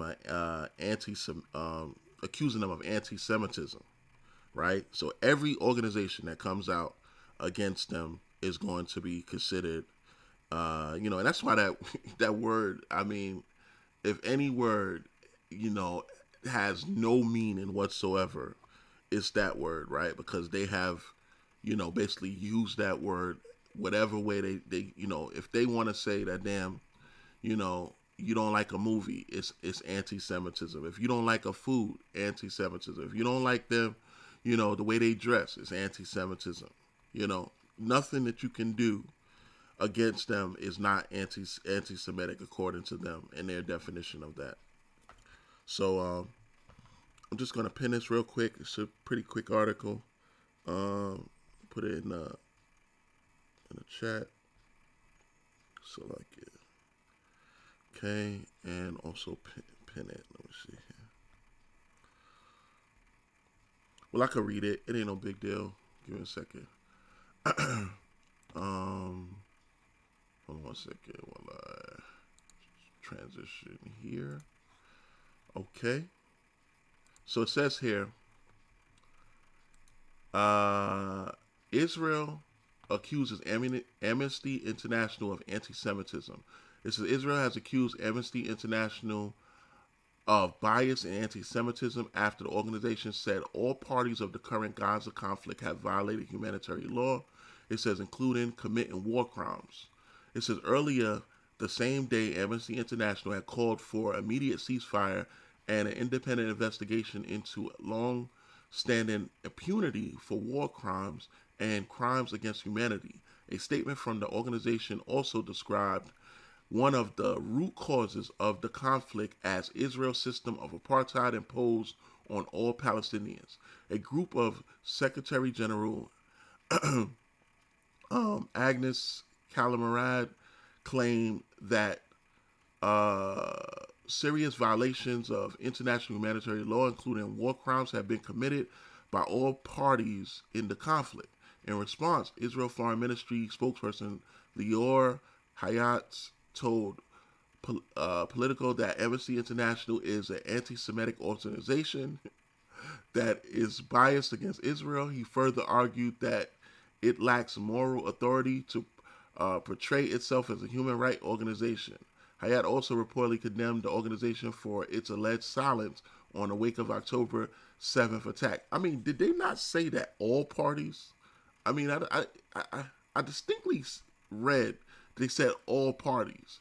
Even the general, the United States Secretary General said that he condemned Hamas as well. It's amazing to me. It says in the wake of attack on Israel by the military group Hamas, in which hundreds were killed and more than 200 kidnapped, according to the spokesperson, Amnesty International is a propaganda organization working for Hamas terrorists. Israel officials have reported, let me see. The United States Secretary General Antonio Guterres told the Secretary Council on Tuesday that the Hamas attack did not happen in a vacuum and that the Palestinian people have been subject to 56 years of suffocated occupation while the hopes for a political solution in their plight have been vanished. So that's the end of the article there. It was a pretty quick article, but as you can see, it's no organization exempt from these people. They are willing to, denounce, criticize, ridicule, ostracize anybody that stands against them, right? It's no rhyme or reason other than, them just because they say so, right? They don't have to adhere to anything, and the United States is backing them. That's why, as the elder said, Iran said at the UN that the United States would not be spared when in this fire, right? So, I'm gonna yield there. I know the brother Mike had another one he wanted to bring out. I yield.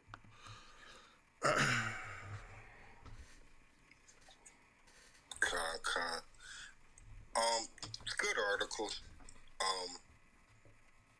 Let me see. Let me see. Did anybody have any comments? I didn't really have too much on that one, though.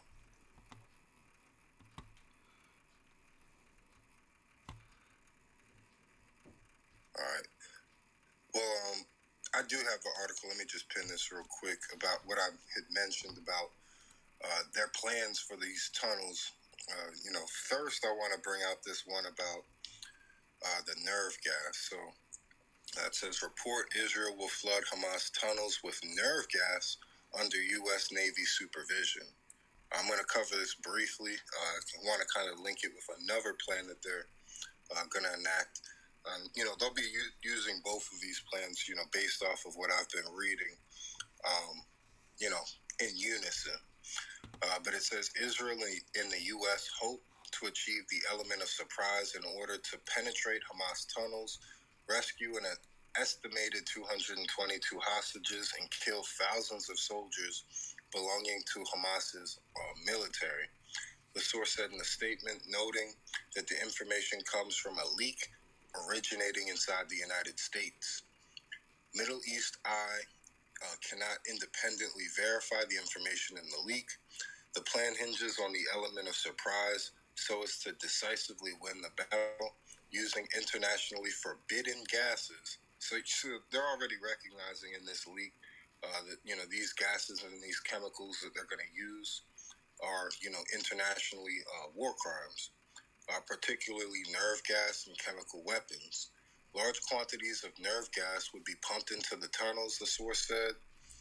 U.S. Delta Force will oversee large quantities of nerve gas being pumped into Hamas tunnels, capable of paralyzing the bodily movement for a period of time between 6 to 12 hours. During this period, the tunnels would be penetrated and the hostages rescued, and thousands of al-Qassam soldiers killed, they said. So, they're not even looking to actually fight them. They're looking to, pump nerve gas into the tunnels to, paralyze them and kill them, while they're paralyzed. One thing I did find interesting about this, how would you rescue hostages if you're going to give, because nerve gas, that can potentially kill people. So this would be a threat to the hostages, but it shows that they're more willing to, kill these people, rather than, rescue the hostages. It's more so about killing, Hamas. But it's Middle East Eye reached out to the White House and U.S. Department of Defense for comment, but did not receive anything by the time of the publication. The U.S. is engaging with Israel on its expected invasion of Gaza. This article came out about 3 days ago, so that's actually began since then. It says, well, actually, I'll end this. Let me read. Actually, never mind. Let me read just one more sentence. It says the leaked information says Israel's delay in its ground invasion is misinformation aimed at gaining the element of surprise in a multifaceted attack that will include Israeli commandos landing in northern Gaza along the coast. So I want to end this article there, and I kind of want to link it up with, another part of this plan. But before I get to that, brothers, if you have any comments on this whole nerve gas situation, feel free. I have one last one.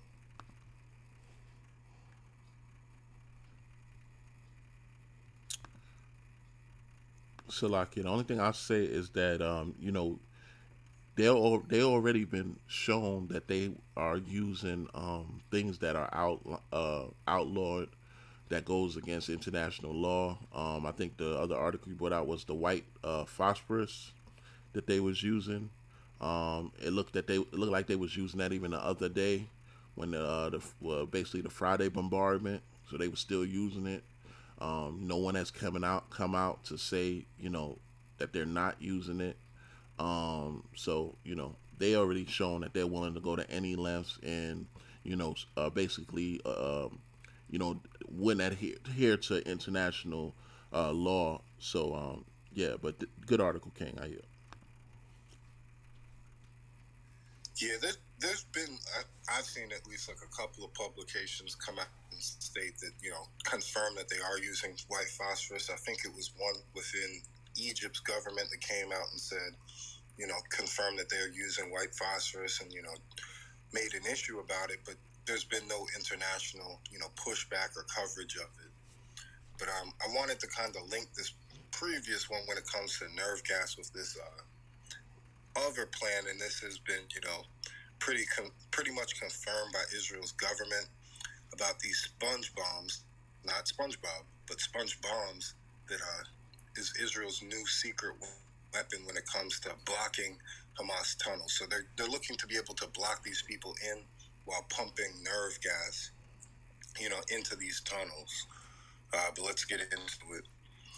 It says fighting in Gaza has entered day 21 after the Palestinian group Hamas launched a surprise cross-border attack into Israel, killing 1,400 people.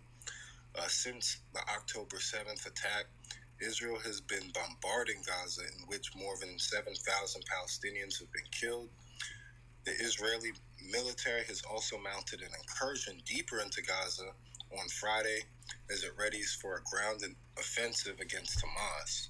However, one of the biggest challenges the Israeli troops face is an extensive Hamas tunnel network where the group is said to have taken several hostages. Hamas reportedly has different kinds of tunnels, hundreds of kilometers long and up to 80 meters deep, running beneath the sandy 360 square kilometer coastal strip and its borders. In order to fight Hamas throughout the tunnel network, Israel is reportedly making sponge bombs, which create a sudden explosion of foam that rapidly hardens and expands. According to a report with The Telegraph, Israel has been testing the chemical grenades, which contain no explosives but are used to seal off gaps in the tunnel or tunnel entrances for which Hamas operatives may emerge. These devices are said to be encased with a protective plastic container that has a metal barrier that divides two distinct liquids. When activated, these liquids merge and advance towards their intended destination. The Israeli Defense Forces were seen deploying these devices during exercises in a mock tunnel system near the Gaza border in 2021. So these are, weapons that they've been developing for years, specific to the, Gaza tunnel system with Hamas. They've been working on it for, this article says 2021. I've seen other articles that say, it's been in development in Israel since 2018. So, but it says among the elite units tasked with going underground is Yahalom, specialist commandos from Israel's Combat Engineering Corps, known as the Weasels, who specialize in finding, clearing, and destroying the tunnels. So, that's the end of the article, but it seems like, from everything I've been reading, they're going to be using the nerve gas in unity with these sponge bombs to seal off, exits, entrances, and, close off, just a tunnel. So it'll be interesting to see kind of what goes on with this. But, brothers, if you have any comments, feel free. Yeah, we're not. We know about his devices. They come up with all kind of things to get rid of people. And I heard y'all saying something about the white phosphorus. The first week they were bombing, I saw like a video of people that were burned with white phosphorus, a bunch of kids, and they were starting to use the white phosphorus. You could see them see it dropping out of the air when they were using it. So, and we know that's definitely a weapon that's not supposed to be used, especially on civilians. No weapon is supposed to be used on civilians. This is, I guess, creative of them, sponge bombs. Like, I've never heard of those. And to gas of people in a tunnel, like I said before, they doing the same thing the Nazis did. They basically are turning into their own worst enemy.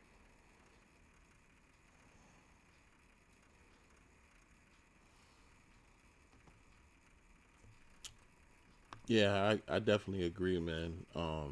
Good article. They have the advantage of technology, but that's gonna fail them, right? Ishmael is very resourceful with less. So we had remember we had a discussion about just the tunnel system. I think Chike brought out a very detailed article about the weasels, and these people are weasels, man. That's a great name for them. That that the way they describe them, their tactics in going to these tunnels. But these tunnels is still it's uncharted territory, right? And that's only one aspect of how they have to deal with these these Ishmaelites. They're that's not the only way. Remember, they still have to deal with Hezbollah that is bombarding, overwhelming their defense, sky defense system. So, it's a lot of aspects that they still have to deal with, right? And their ground. It's reports that their ground invasion has been scaled back, so they're not, fully going in. as to what they want to do. The United States is still cautioning them on moving forward. So they may try this, but they remember that they're operating from the unknown right now. Everything that they're doing is from the unknown, and when in any type of war, any type of battle, knowledge is the advantage, right? The information is key. The person that wins the information is usually the victor. So the lack of information for them puts them at a disadvantage, no matter what type of advanced weaponry they have. All these history have shown. Look at the Vietnam War, right? You know, look at the war in Afghanistan. Look at the Iraq. All of these have shown that even the most you know advanced and heavily equipped nation, uh, you know, these people have home court advantage when it comes to the tactics being used, and the most advanced military systems or equipment doesn't give you a more advantage in when a person's on their home turf. So yeah, good article, King. With that, I yield.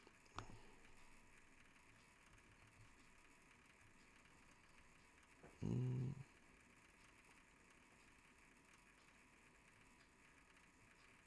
Did anybody have anything else? I think I had one more international. Let me look and see over in the chat.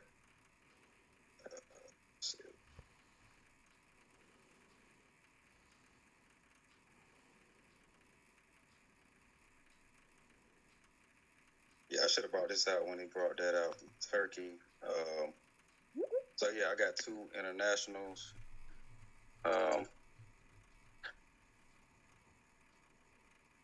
So I'll read this one. Hold on a second. Pin it to the top.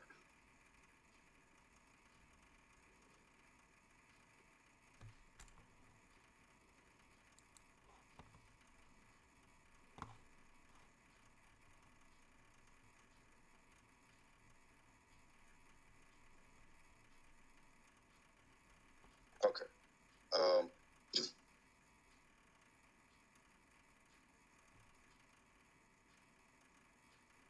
Okay. It says, hold on a second. It says, Israel recalls diplomats from Turkey and Gaza Row. It's from BBC. It says Israel has recalled diplomats from Turkey after President Recep Tayyip Erdogan accused it of behaving like a war criminal. So this linked up with what Mike was bringing out. It says he made the comments while addressing thousands of demonstrators at a pro-Palestinian rally in Istanbul. The Israeli Foreign Minister Eli Cohen responded by ordering diplomats to return. Prime Minister Benjamin Netanyahu said Israel has the most moral army in the world. Cap. Jesus. I had to pause, man. Like, what? Quote, Prime Minister Benjamin Netanyahu said Israel has the most moral army in the world. Israel has expanded its strikes on Gaza Strip 3 weeks after Hamas launched its attacks on southern Israel, killing more than 1,400 people and taking 229 people hostage. Since then, Hamas-run health ministry in Gaza says more than 7,500 Palestinians have been killed as Israel carries out retaliatory strikes. Addressing a crowd of several hundred thousand Palestinian supporters on Saturday, the Turkish president said the main culprit behind the massacre unfolding in Gaza is the West. Israel has been openly committing war crimes on 22 days, but the Western leaders cannot even call on Israel for a ceasefire, let alone react to it, he said. That's what Mike article brought out too. It says he accused Israel of behaving like a war criminal and accused it of trying to eradicate Palestinians. He continued, of course, every country has the right to defend itself, but where's the justice in this case? There's no justice, just a vicious massacre happening in Gaza. It follows posts from the Turkish leader earlier on Saturday on X, formerly known as Twitter, in which he said the latest escalation had targeted innocent civilians and worsened Gaza's humanitarian crisis, adding Israel must immediately stop this madness and end its attacks. Moments after President Erdogan finished his remarks at the rally, Israel's Foreign Minister Mr. Cohen said on X, given the grave statements coming from Turkey, I have ordered the return of diplomatic representatives there in order to conduct a reevaluation of the relations between Israel and Turkey. Israeli Prime Minister Mr. Netanyahu later said, don't accuse us of war crimes. If you think that you can accuse our soldiers of war crimes, that is hypocrisy. We are the most moral army in the world. He added the Israel Defense Forces is taking precautions to protect civilians and accused Hamas of committing crimes against humanity by using their people as human shields. The two countries have a history of tense relations. Once close allies, Turkey broke off diplomatic ties with Israel in 2010 after 10 pro-Palestinian Turkish activists were killed in clashes with Israeli commandos who boarded a Turkish-owned ship trying to break Israel's maritime blockade of the Gaza Strip. Relations were restored in 2016, but they expelled each other's top diplomats in 2018 in a dispute over Israel's killing of Palestinians amid protests on the Gaza-Israel border. Turkey does not consider Hamas a terrorist organization. Unlike countries, including the U.S. and UK, it has long hosted its members and supports a two-state solution. That's the end of the article. So, Benjamin Netanyahu is a big devil, says that they have the most moral army in the world. Mike just read an article about SpongeBob bombs. I've never heard of that shit. And I just reiterated the white phosphorus being used. This was the first week of them attacking Gaza, Palestinians. It seems that Turkey has already had a history and a run-in with Israel on actually helping the Palestinians out, with being oppressed, because that's all it is just oppression. They keep taking more land and more land. They've been doing it since 1948. More land and more land and more land. Until now, you just have the Gaza Strip and the West Bank where Palestinians pretty much reside. The ones that do reside in Israel are usually expelled by what they call settlers. Those are quote unquote Jewish people that come from, let's just say some come from America or the UK, and they come over there and they need a house, and they'll just go in and take them people's houses and kick them out and force them into.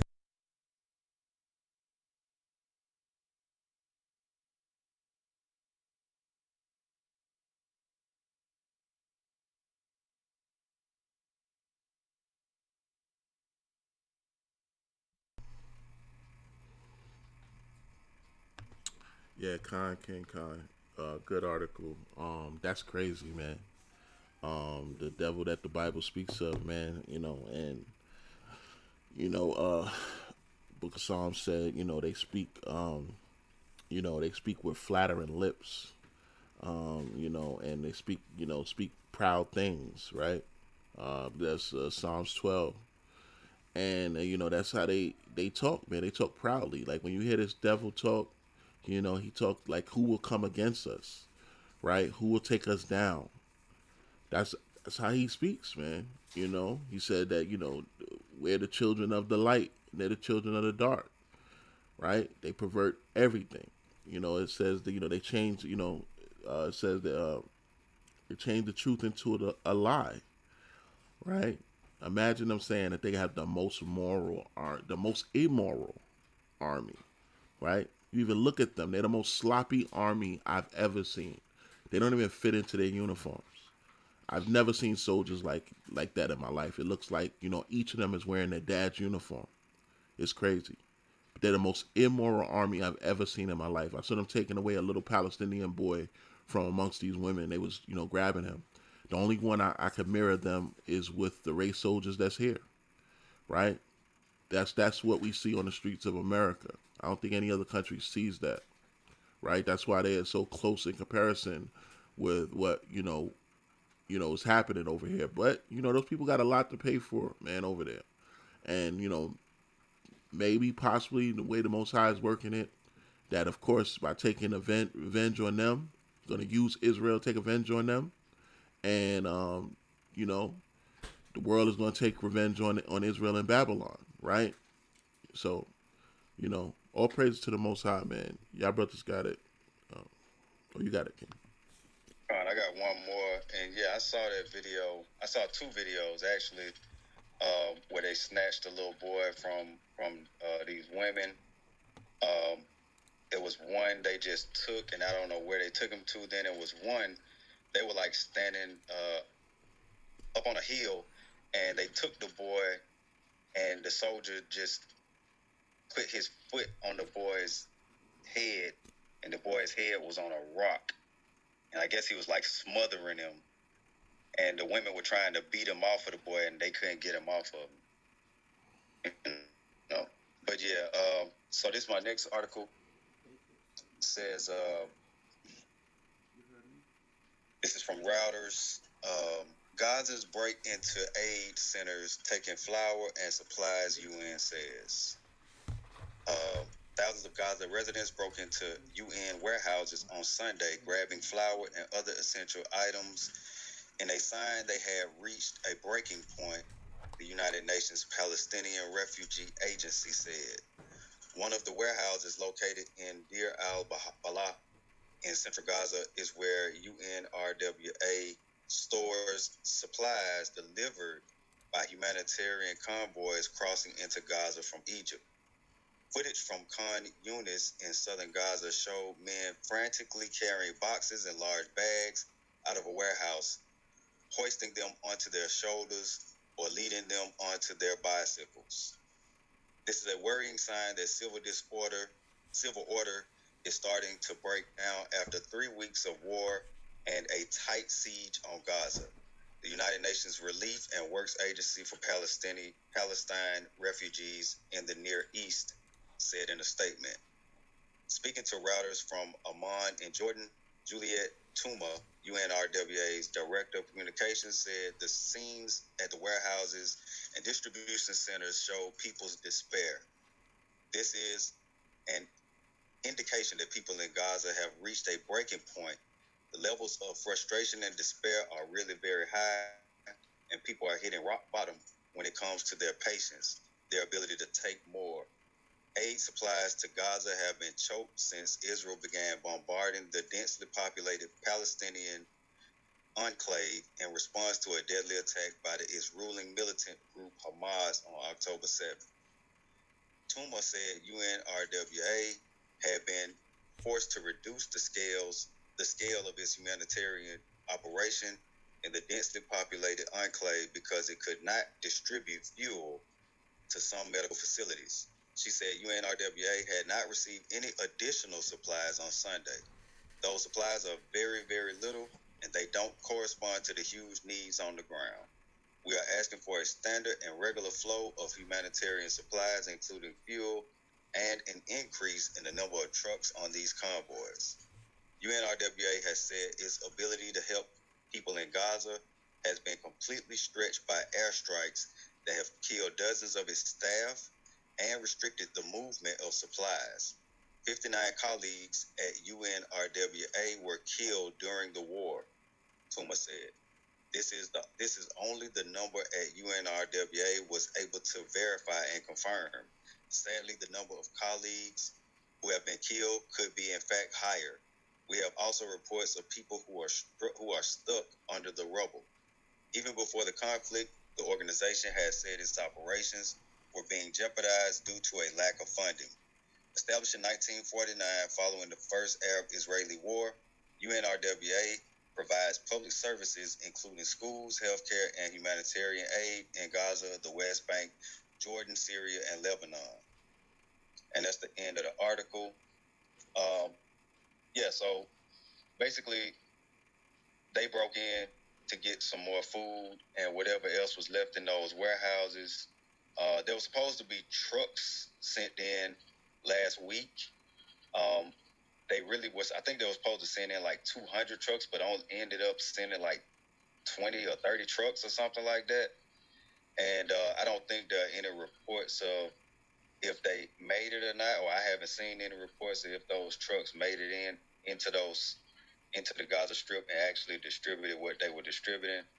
Even so, if they did, it's definitely not enough for 2 million people in a 40-mile radius, because Gaza Strip is only 40 miles long. So 2 million people, that's a lot of people in a 40-mile radius. And that's the end of the article. If y'all have anything, go ahead, and I'll pass the crown.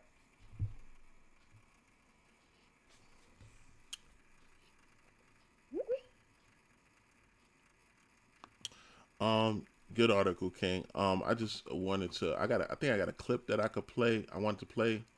But it over the weekend it came out that a lot of the UN trucks, because of course the bombardment took out all of the power and internet service. It was a report that Elon Musk had offered Starlink, that they was going to use Starlink to get internet service up. I'm kind of wondering about that, as to will they attack Starlink to try to keep internet service down, because I know that was a thing that why he offered that to Ukraine as well, and he was concerned that it would those things are not off limits, right? Because if you're trying to take out your enemy, it ain't no neutral ground. So something that is used for civilian may end up being used as targeted as something involved in the war if it's helping the enemy, right? But it was offered, but I wanted to also, Salakia, before I even get to the clip, the UN has said that their trucks and things was out of fuel, right? Like going to your article, this so-called most moral army in the world, right? The most moral army ever in regime told the UN to ask Hamas for fuel, right? That they already been blocked, basically having a blockade to allow them, but they told the UN, and I'm sure that this was after what they feel was slighted by the UN Secretary General, Chief General, that that Israel was partly to blame, as well as been basically oppressing those people over there. So they told the UN that if your trucks run out, if you don't get it from Hamas, it's on you. So these people are wild. But I did want to play this clip, if I may. It was just one of the. Real quick. Oh, go ahead, King. KB, my fault. Yeah, just real quick before you play that clip, can you play one clip, because you mentioned about like their energy being cut out. I just sent it into like the mid-morning brew, chat. They're. Well, actually, play the clip and then I'll explain it if you don't mind, just real quick. Yeah, you're good. You're good, King. Let me grab it. So I think you just sent it. Okay, there you go, right there.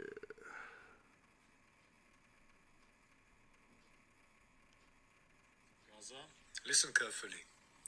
This is an urgent military advisory from the Israel Defense Forces. For your immediate safety, we urge all residents of northern Gaza and Gaza City to temporarily relocate south. Let me repeat. We urge all residents of northern Gaza and Gaza City to relocate south immediately. This is a temporary measure. Moving back to northern Gaza will be possible once the intense hostilities end. Hamas puts your life in danger by placing weapons and forces within civilians' area in Gaza, including schools, mosques, and hospitals. The impending IDF operation is set to neutralize these threats of Hamas with precision and intensity. Humanity remains haunted by the massacre unleashed by Hamas on October 7th, a massacre of innocent lives, Israeli men, women, children, and babies were beheaded, executed, raped, and burned alive. We won't forget that. And the kidnapping of over 200 Israelis, we will not forget. To the residents of northern Gaza and Gaza City, your window to act is closing. Move south. For your own safety, move south. This is not a mere precaution.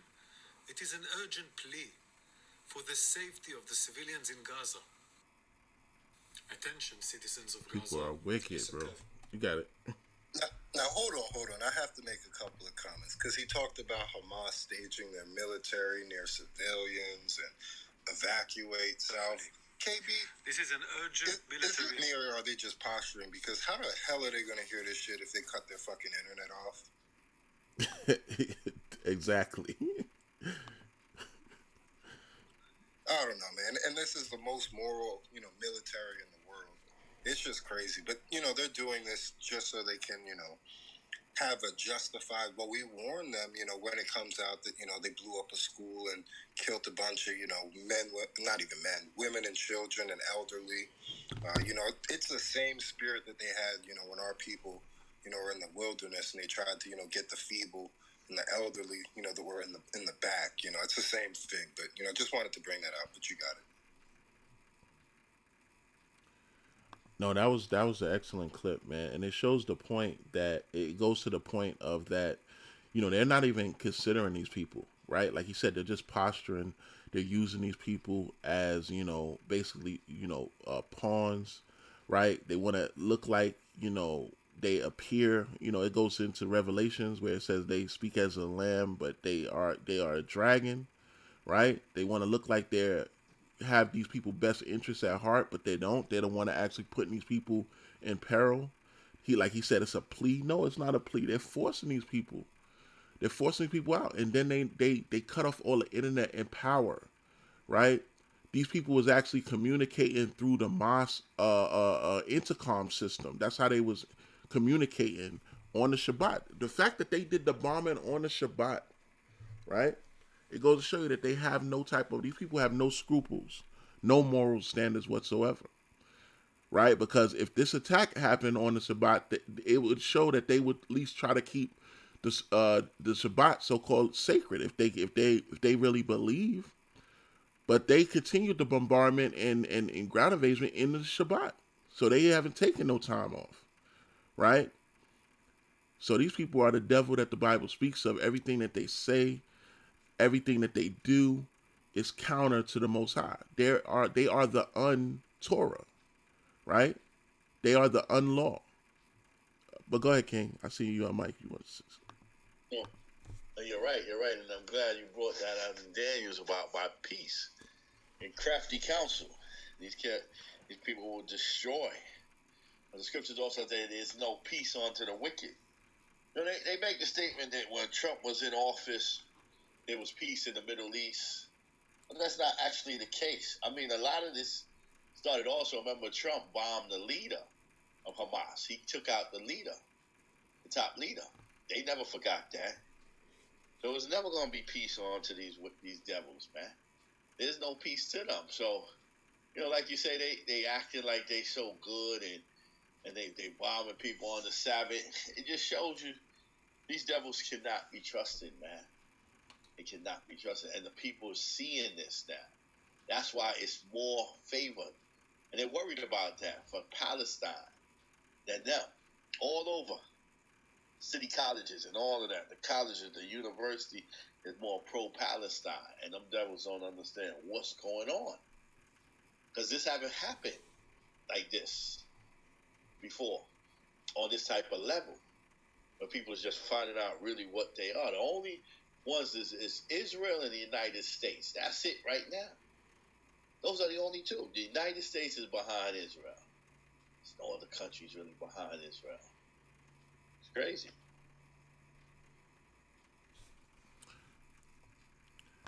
Kind. I just wanted to play this last clip because it goes to, the clip that Mike just brought out of just what they did to these people. This is actually a doctor from the Doctors Beyond Borders. And this is what he said that is the current conditions over there as this damn devil is telling them to to move south and to flee, right?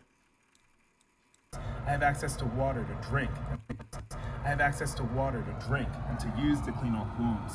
Little to none of this is available to the doctors, the nurses, the medical providers right now in Gaza who are attempting to treat and help the more than 2 million people at risk in one of the most densely populated areas on this planet. 3 days ago, Doctors Without Borders, an international humanitarian agency, showed a video on their social media of a young boy under slight sedation getting his foot amputated. He was awake and getting his foot amputated. According to the UN humanitarian agency, less than 4% of Gaza's emergent needs have been met. There are surgeries being done in hallways being lit by the batteries left in cellular phones. The United Nations Population Fund estimates that at least 50,000 pregnant women exist within Gaza, women delivering babies without any assistance. No access to running water, limited to no access to sanitation. There is exposure to raw sewage. There is exposure to the decomposing bodies for which there is no fuel to refrigerate and store them, setting up the perfect nightmare for the spread of infectious diseases like cholera, dysentery, polio, for which there is no treatment available. Today, the Palestinian telecom provider announced that Gaza is officially without internet. Millions of people without the ability to express the horrific atrocities that are going on right now to the global community, which is why it is of utmost importance that you continue to share, reshare, uplift the voices that continue to share these stories to help educate. Information is power. I'm going to collect organizations that I think are helpful and beneficial to provide assistance to, but I think voices are forever important. I don't know how else to describe this horrific nightmare. I'm going to get back to work and come back with more information, if any, that I gather. Talk soon. Right. So, hey, man, that's the counter of what that devil said that's actually going on. But you got it, King.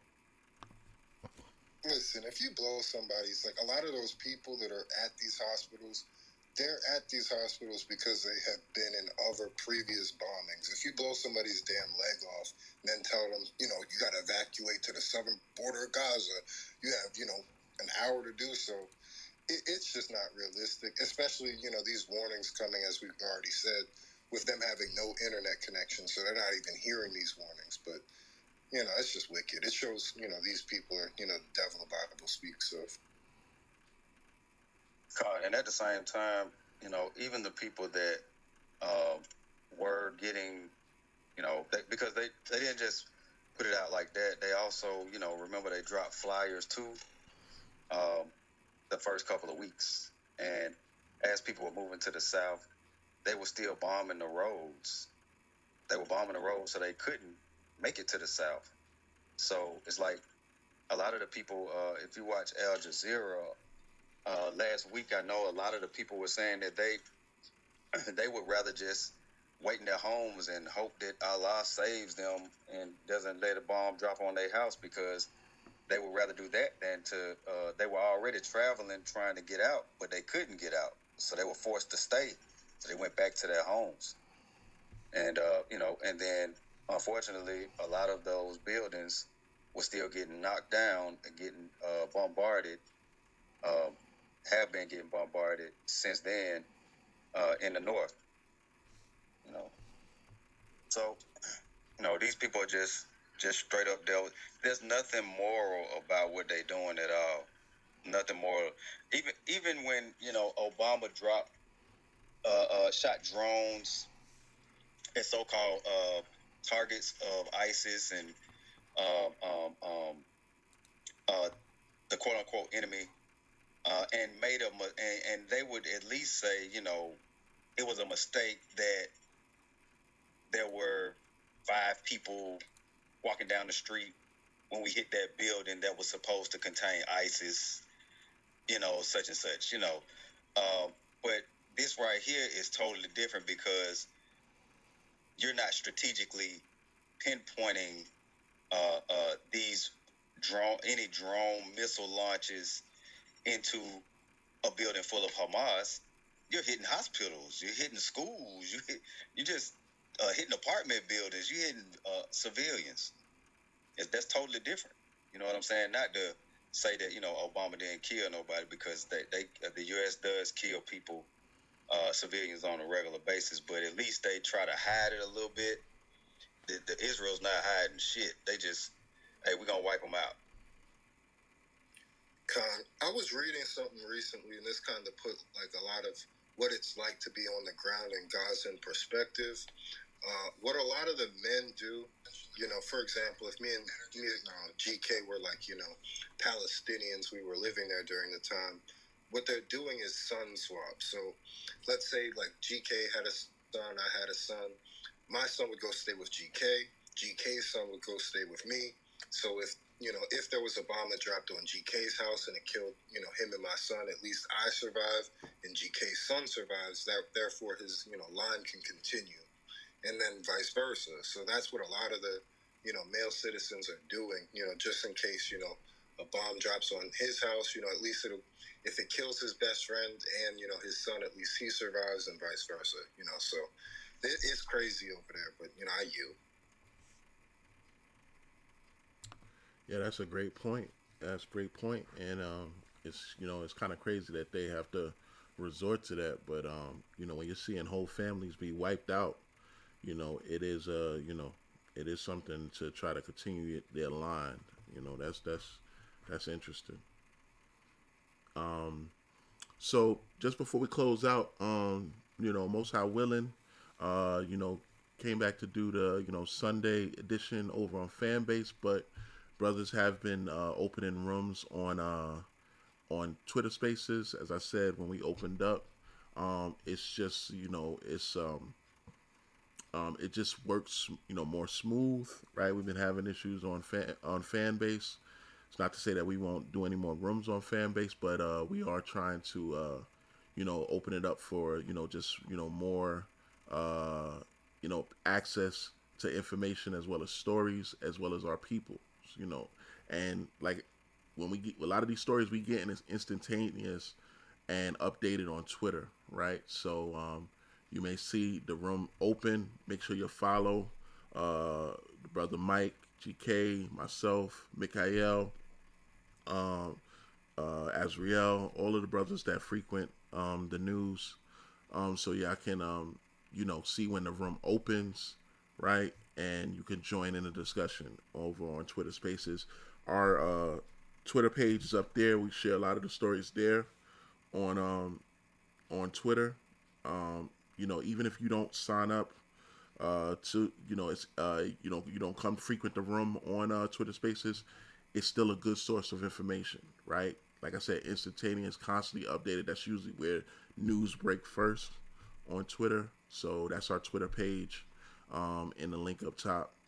Sign up and create an account. I know everybody don't want a bunch of accounts, but that is definitely something that everyone should have. Is great source of information and being able to share, especially amongst our people. Right. So we are also going live on YouTube. So check out the YouTube if you get a chance. So with that, as always, we want to give all honor and glory to Yahweh, and we do so by his son, Hamashiach Yahweh Shai. Pray that you have a beautiful rest of your day. Stay safe, stay vigilant. Of course, look out for one another. Shalom. Thy kingdom